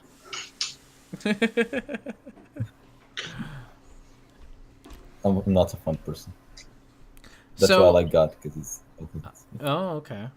Are either of you did either of you grow up in a theist or an atheist? Like, both of you, which one did you grow up in, a theist or an atheist household? Well, I grew up in a Muslim. Oh, household. yes. That's about Muslim household. Yeah. At what point did you decide to not that wasn't something that you believed in? 2 years ago, Was I there was anything watching. Yeah. I was watching a video of a guy who left Islam after 9 years of being, I guess, someone who he knows about Islam lots, and he used to live in Saudi Arabia doing Hajj every single year. And at that moment, I was having some sort of. I was trying to be as Muslim as possible because I was having some doubts about Islam. And then when I saw his story, I was afraid that no matter what I do, I can still leave Islam. Mm-hmm. So I started researching and finding out about Islam more. I decided I don't want to believe. I don't want to stay in this religion anymore. And then I went into the rational part and listening to people's arguments. I can't. Congratulations, by the way. Thank you. How about you, Yes, I am. Paranor?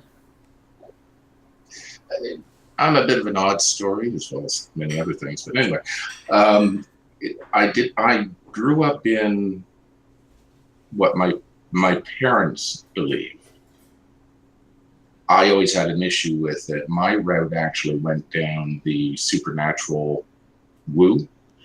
So at 8.5, I questioned whether I had to continue going to church, and thankfully, my mother was respectful enough to allow me to stop going after I said it didn't make any sense.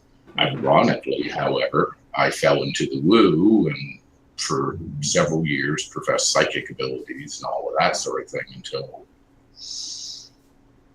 late 30s, when I had to give up the whole thing because I just couldn't take the false dichotomy in my head.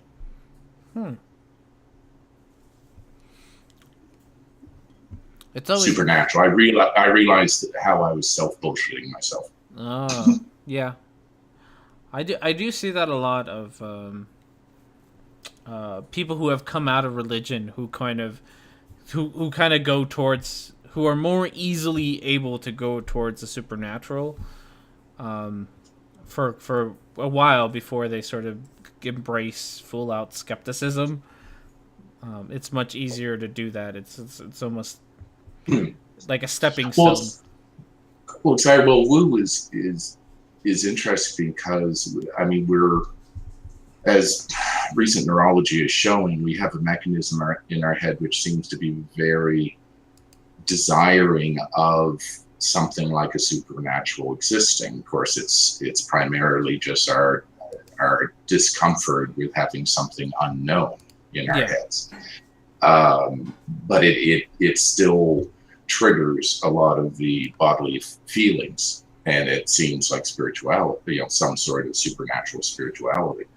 So the supernatural is a big one that gives us trouble giving up on. I don't think it's the God necessarily. It would be easier to give up any idea of a God without that susceptibility to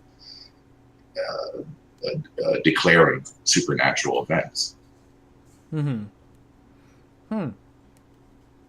and you're right. We are very good at that. We are very good at wanting to fill in all of our knowledge gaps with whatever we can find, rather than actually meaningful stuff. It's whatever will fit is good enough. I pose a question to some people who may not get it as you seem to do. I ask, what are we more afraid of, the unknown or the known? And about 50-50 that I've found will say the unknown. Trouble is, of course, you can't know the unknown, so you can't know what to fear. So our minds try to fill the void of that unknown with what is known. That's why we're so knee-jerk. Yeah. No, that makes sense. So it's actually the known that we fear more so. So Boogie, since we have you in here, we were talking earlier about Islam. More particularly, I had at some point last week made a comment about how, for me, in the U.S., I have almost no fear at all about Muslims being around me because of where I live. And then Iseth and I had a long back and forth about that. About her kind of her fear and her experiences. So you coming from that community, I guess my question is, do you feel like I don't want to necessarily call it fear mongering because I feel like I'm already kind of being biased, but the alarm that comes with Muslims, do you think that's justified or not? I don't really understand the question. Are you asking me that I feel threatened by living among Muslims? Yeah, sure. Let's start with that. Do you feel threatened living among Muslims? In city where I live and with my surrounding, answer would be no, because most people I know are atheists and read my Facebook posts, which are very, very anti-theistic. I insult God a lot, and they don't do anything about it, actually. Okay, so you actually feel pretty safe. If you don't mind me asking, what part of the world do you live in? Morocco. Morocco. Okay. Yeah.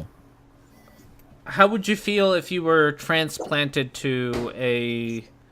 I guess I don't know. What is the population like in Morocco as far as what percentage of them are Muslim as opposed to any other religion? Most people here are Muslims. Most people are Muslim? Jews. Yeah. There are some Jews and Christians, but they are the minority. Oh, okay. Yeah. So even among Muslims, you don't actually, even in such a large Muslim community, you feel perfectly safe being an atheist? Just in my city. In other Just in cities, your I would, yeah. Or even my grandma house, I can't express my atheistic feeling, my thoughts. So if you were transplanted to like Egypt, how would you feel? Would you feel comfortable, or would you feel a little bit more inclined to keep that to yourself? I would feel comfortable in general, but talking about my thoughts, atheistic thoughts and skeptic thoughts, I would feel really threatened. Mm-hmm. So yeah, and I would wish if here they don't actually practice what which is there in Islam. Like in Islam, if someone's leave religion, he must be killed. Yeah. Here they're probably just put him in prison. And I actually would prefer to be killed than go to prison. Oh, really? Oh. Yeah. Oh. I kind of prefer would be killed over imprisonment. Have you visited prison in Morocco? No, but just understanding how humans go down into their baser animal logics and survival skills, it wouldn't be pretty. Yeah, well, that's another debate for another. Yeah, well, the thing is, at least from what I know, is like the more you go towards the south, even in Europe, like in the south of Italy, it is very dangerous in prisons just to be imprisoned. And so if you go to places like Egypt or Morocco and places like that, being imprisoned is actually something that you just don't really want to be exposed to because of what's going on inside of the prisons. Like if you have a Swedish prison, you have a TV. If you have an Italian prison, you might have to share your bed with someone. And then you go down to Morocco, chances are it's not nearly as mild as in Italy, comparatively speaking. Yes. So how do you feel about the? I don't know if you know much about U.S. politics when it comes to Muslims. So tell me if you don't or don't. But do you feel that the U.S. in particular's alarm about Muslims, do you think that's a justified thing? You kind of cut. Your Yeah, you voice break off. is not. I break up. I know it's the call. It's because I'm streaming and it's all weird. Can you hear me clearly? I think I can basically sum up what you said. Sure, go for it. The way Muslims and the Islamic faith is seen in the U.S., and I will add a bit of Canada as well, because it's getting just as bad, negative, in my view. Do you think it's justified that North America has that negative view on Islam and Muslims specifically? Is that about sum it up? Yeah, Yep. yeah. Sort of, yeah. They are justified to do so, but I think that most people that go to the US are not the type of people who people should be afraid of, I guess, somehow. But yeah, they are justified. People, they don't have that extreme ideas like terrorism and stuff, but they do have some terrible and horrible beliefs, such as beating your kid to pray, or you're going to hell for the rest of your life and stuff like that. But they don't have those extreme terrorist ideas. Well, Yeah, go ahead. sorry, I was just going to add or state, well, extreme action always has extreme thought before it. Yeah, exactly. Yeah. And there is one more thing. What do we define as extreme? Because, for example, in places like, at least as far as I know, in places like the vast majority of people in Canada would not really go and beat up their kids because they don't pray. And so if you do not count that as extreme in places like Morocco, but you do count it, you do count it as nasty, but you don't necessarily count it as extremism. And then, you come to Canada where that would actually be something considered kind of more extreme, at least. And then there is a disconnect there too, where it's like, for example, as he said, when you're as Boogie said, he's not afraid of his atheism in the surrounding he lives at, but he would not speak, even though he would be comfortable, he would not speak about atheism anywhere else. Whereas you are in Canada, if you speak about atheism, people may roll their eyes, but that's about it. There's a very huge disconnect there too. Depends on where you go, I will still say that. Sure. I'm in Alabama North in Nova Scotia, and I've been screamed at the day after my mother died because I said I was atheist. Very politely, too. But it's interesting because I want to throw back to the talk of good and evil we were having, because in Canada, the evil would be a lesser extreme than the evil defined in Morocco or other areas with the fanatical side of the dogma.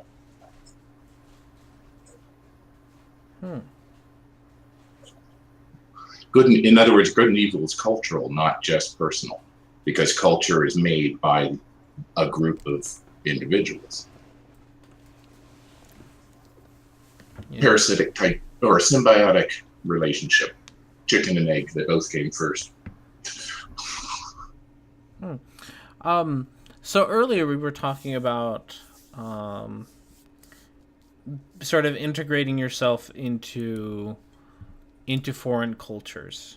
And one of the things that got brought up is that one of the best ways to make the people in a country feel more comfortable about the fact that you are immigrating to their country is to start adopting their culture. Is that something you would agree with, Boogie, or not?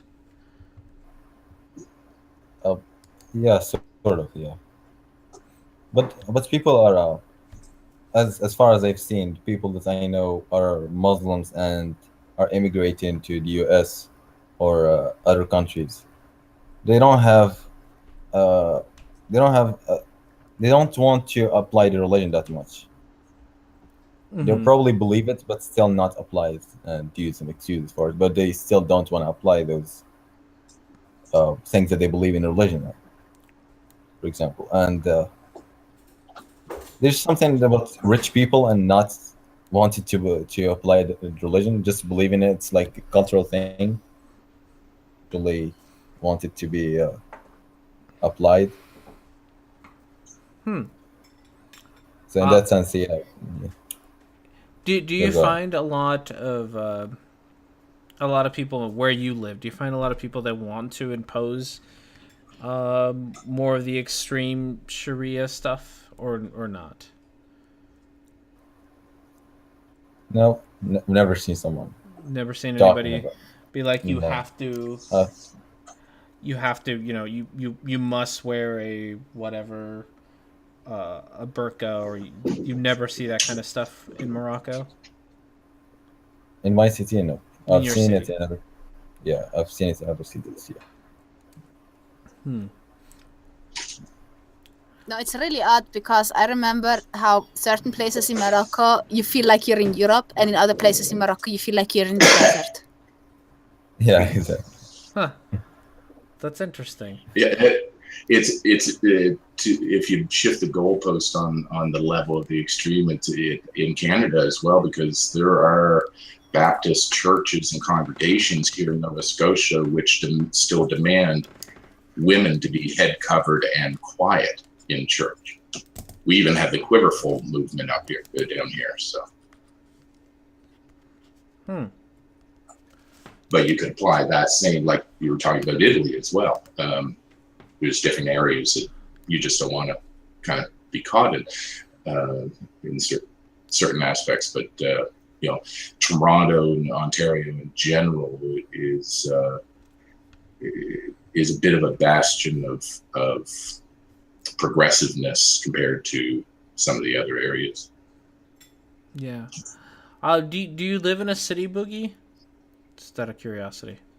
Yeah. Okay. Yeah, and I've seen that happen. So like where I live in the States, I live in a very, very Christian conservative part of the country, but because of exactly where I do live, which is in a city, we don't see a lot of it because it's a city, and it's something that I've noticed as a trend that you don't get to see a lot of the really extreme conservative ideas when you live in a city. You only get to see them when you sort of move out of that area. Yeah, I think so. Yeah. So very cool. But there are cities in my country that will have some shitty people, I would say. Yeah. And there's something I've never seen actually an atheist being attacked at all in my country, but I've seen a lot of Christians, Oh, really? like Muslims. Yeah, sometimes the police would go to a house where there's a Christian meeting, Mm-hmm. and they will put them all in prison just because they're having a Christian meeting. So I take it there's not a whole lot of churches in No, your there are no really? churches at all. No Yeah, there are churches. no churches. Huh. So They seem there's so more. violent against Christians. Yeah.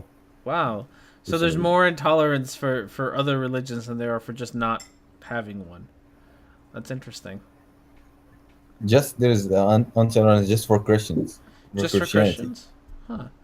So if you Yeah, had like that a whatever, an I don't forget what, like a Buddhist temple or some Buddhists show up, you don't think they would get into as much hot water as a Christian meeting would? they no, they probably wouldn't.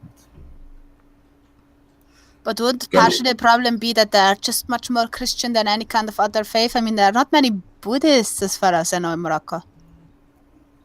Yeah, there are none, but there isn't many Christians either. There are more Jews than Christians in Morocco.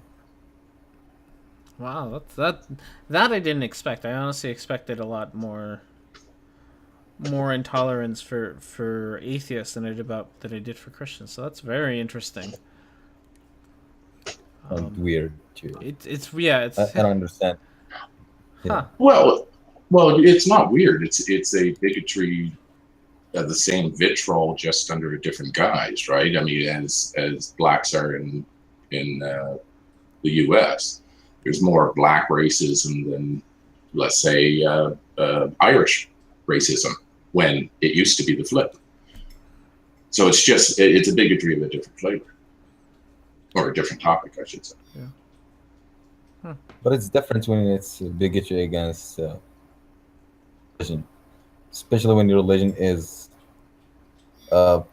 promoting the hate of two specific religions: Judaism and Christianity. Those are the two most hated religions in Islam. When you open the Quran, the first verse or the first surah is talking about the Jews and the Christians and how bad they are. And the first thing you read in the Quran is Muslims praying to not be in the same path as Jews.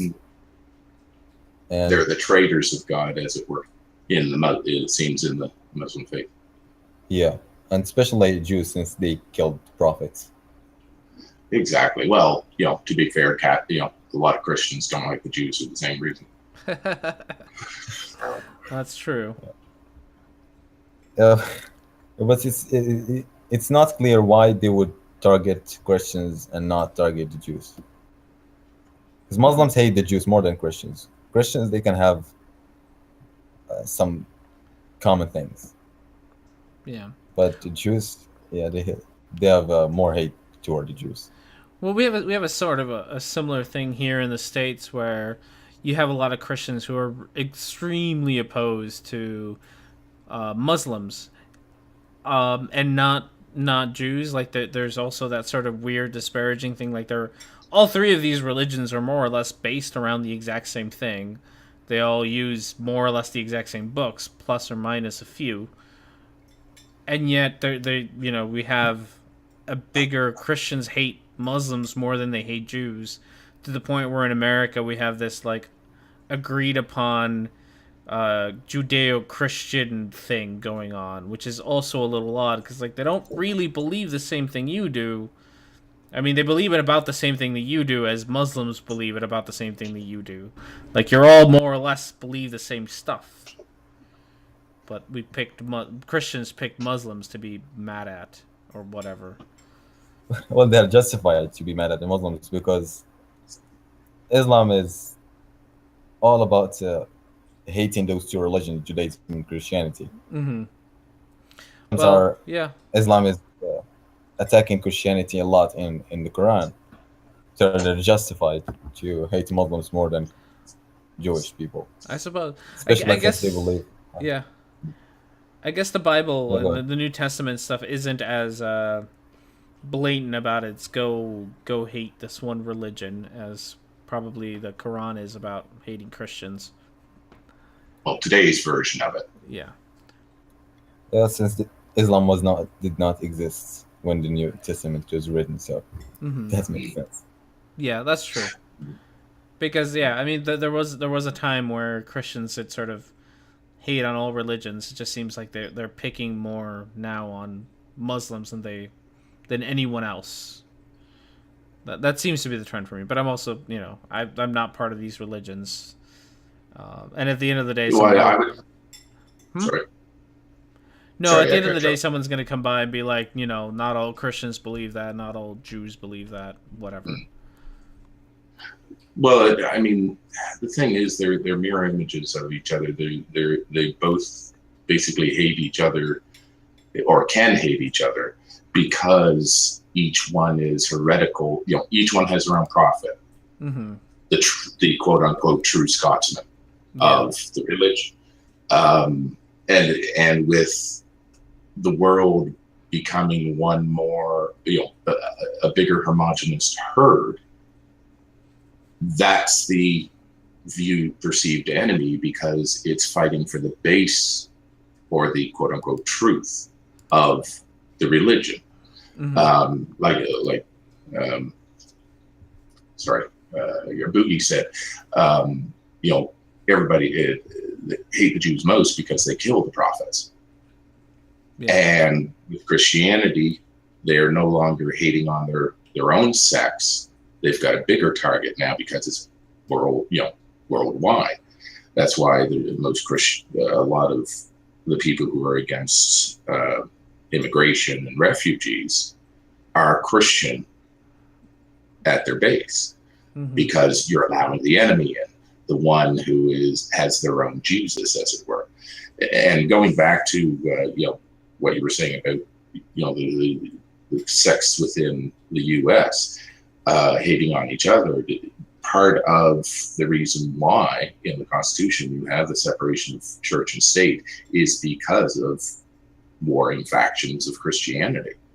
And there's a letter out there that says, yes, indeed, it will protect both of you. You don't have to worry about being attacked. We will protect you both. No,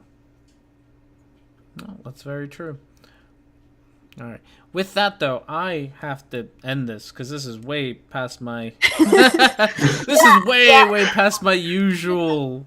No, but it was fun. It was fun to bring in a couple of other voices because, like, especially Boogeyman, because we're talking so much about Islam and the impact.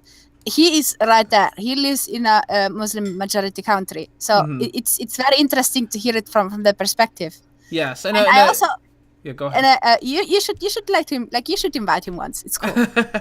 I should invite Boogie once, and I'm glad. Like I said, I'm glad that I got to talk to you, Isa, about what we got to talk about, because it's, like I said, it's most of the time that the arguments that I hear don't come from other immigrants, so it's interesting to hear another immigrant talk about immigration stuff rather than somebody who doesn't understand it talk about immigration stuff, or how being an immigrant, what it's like to be an immigrant. So thank you for sharing. Thank you for being here. It's, the one thing that I find very fascinating is that when you talk about immigration, depending on where people immigrate, many times you will have the immigrants much more hostile towards immigration than the people who live there already, and I find that absolutely weird. I can see that. All right. Well, thank you everyone for joining me. I will probably Boogie, if you ever want, I would love to have you on as well. I'm gonna have to find times to make, because I apparently have invited a whole lot of people to come join me. But thank you all for joining me, and have fun, do all the things. I will put names and stuff in description, so go subscribe and follow and do all the things, everybody. But thank you everybody. Have a good night.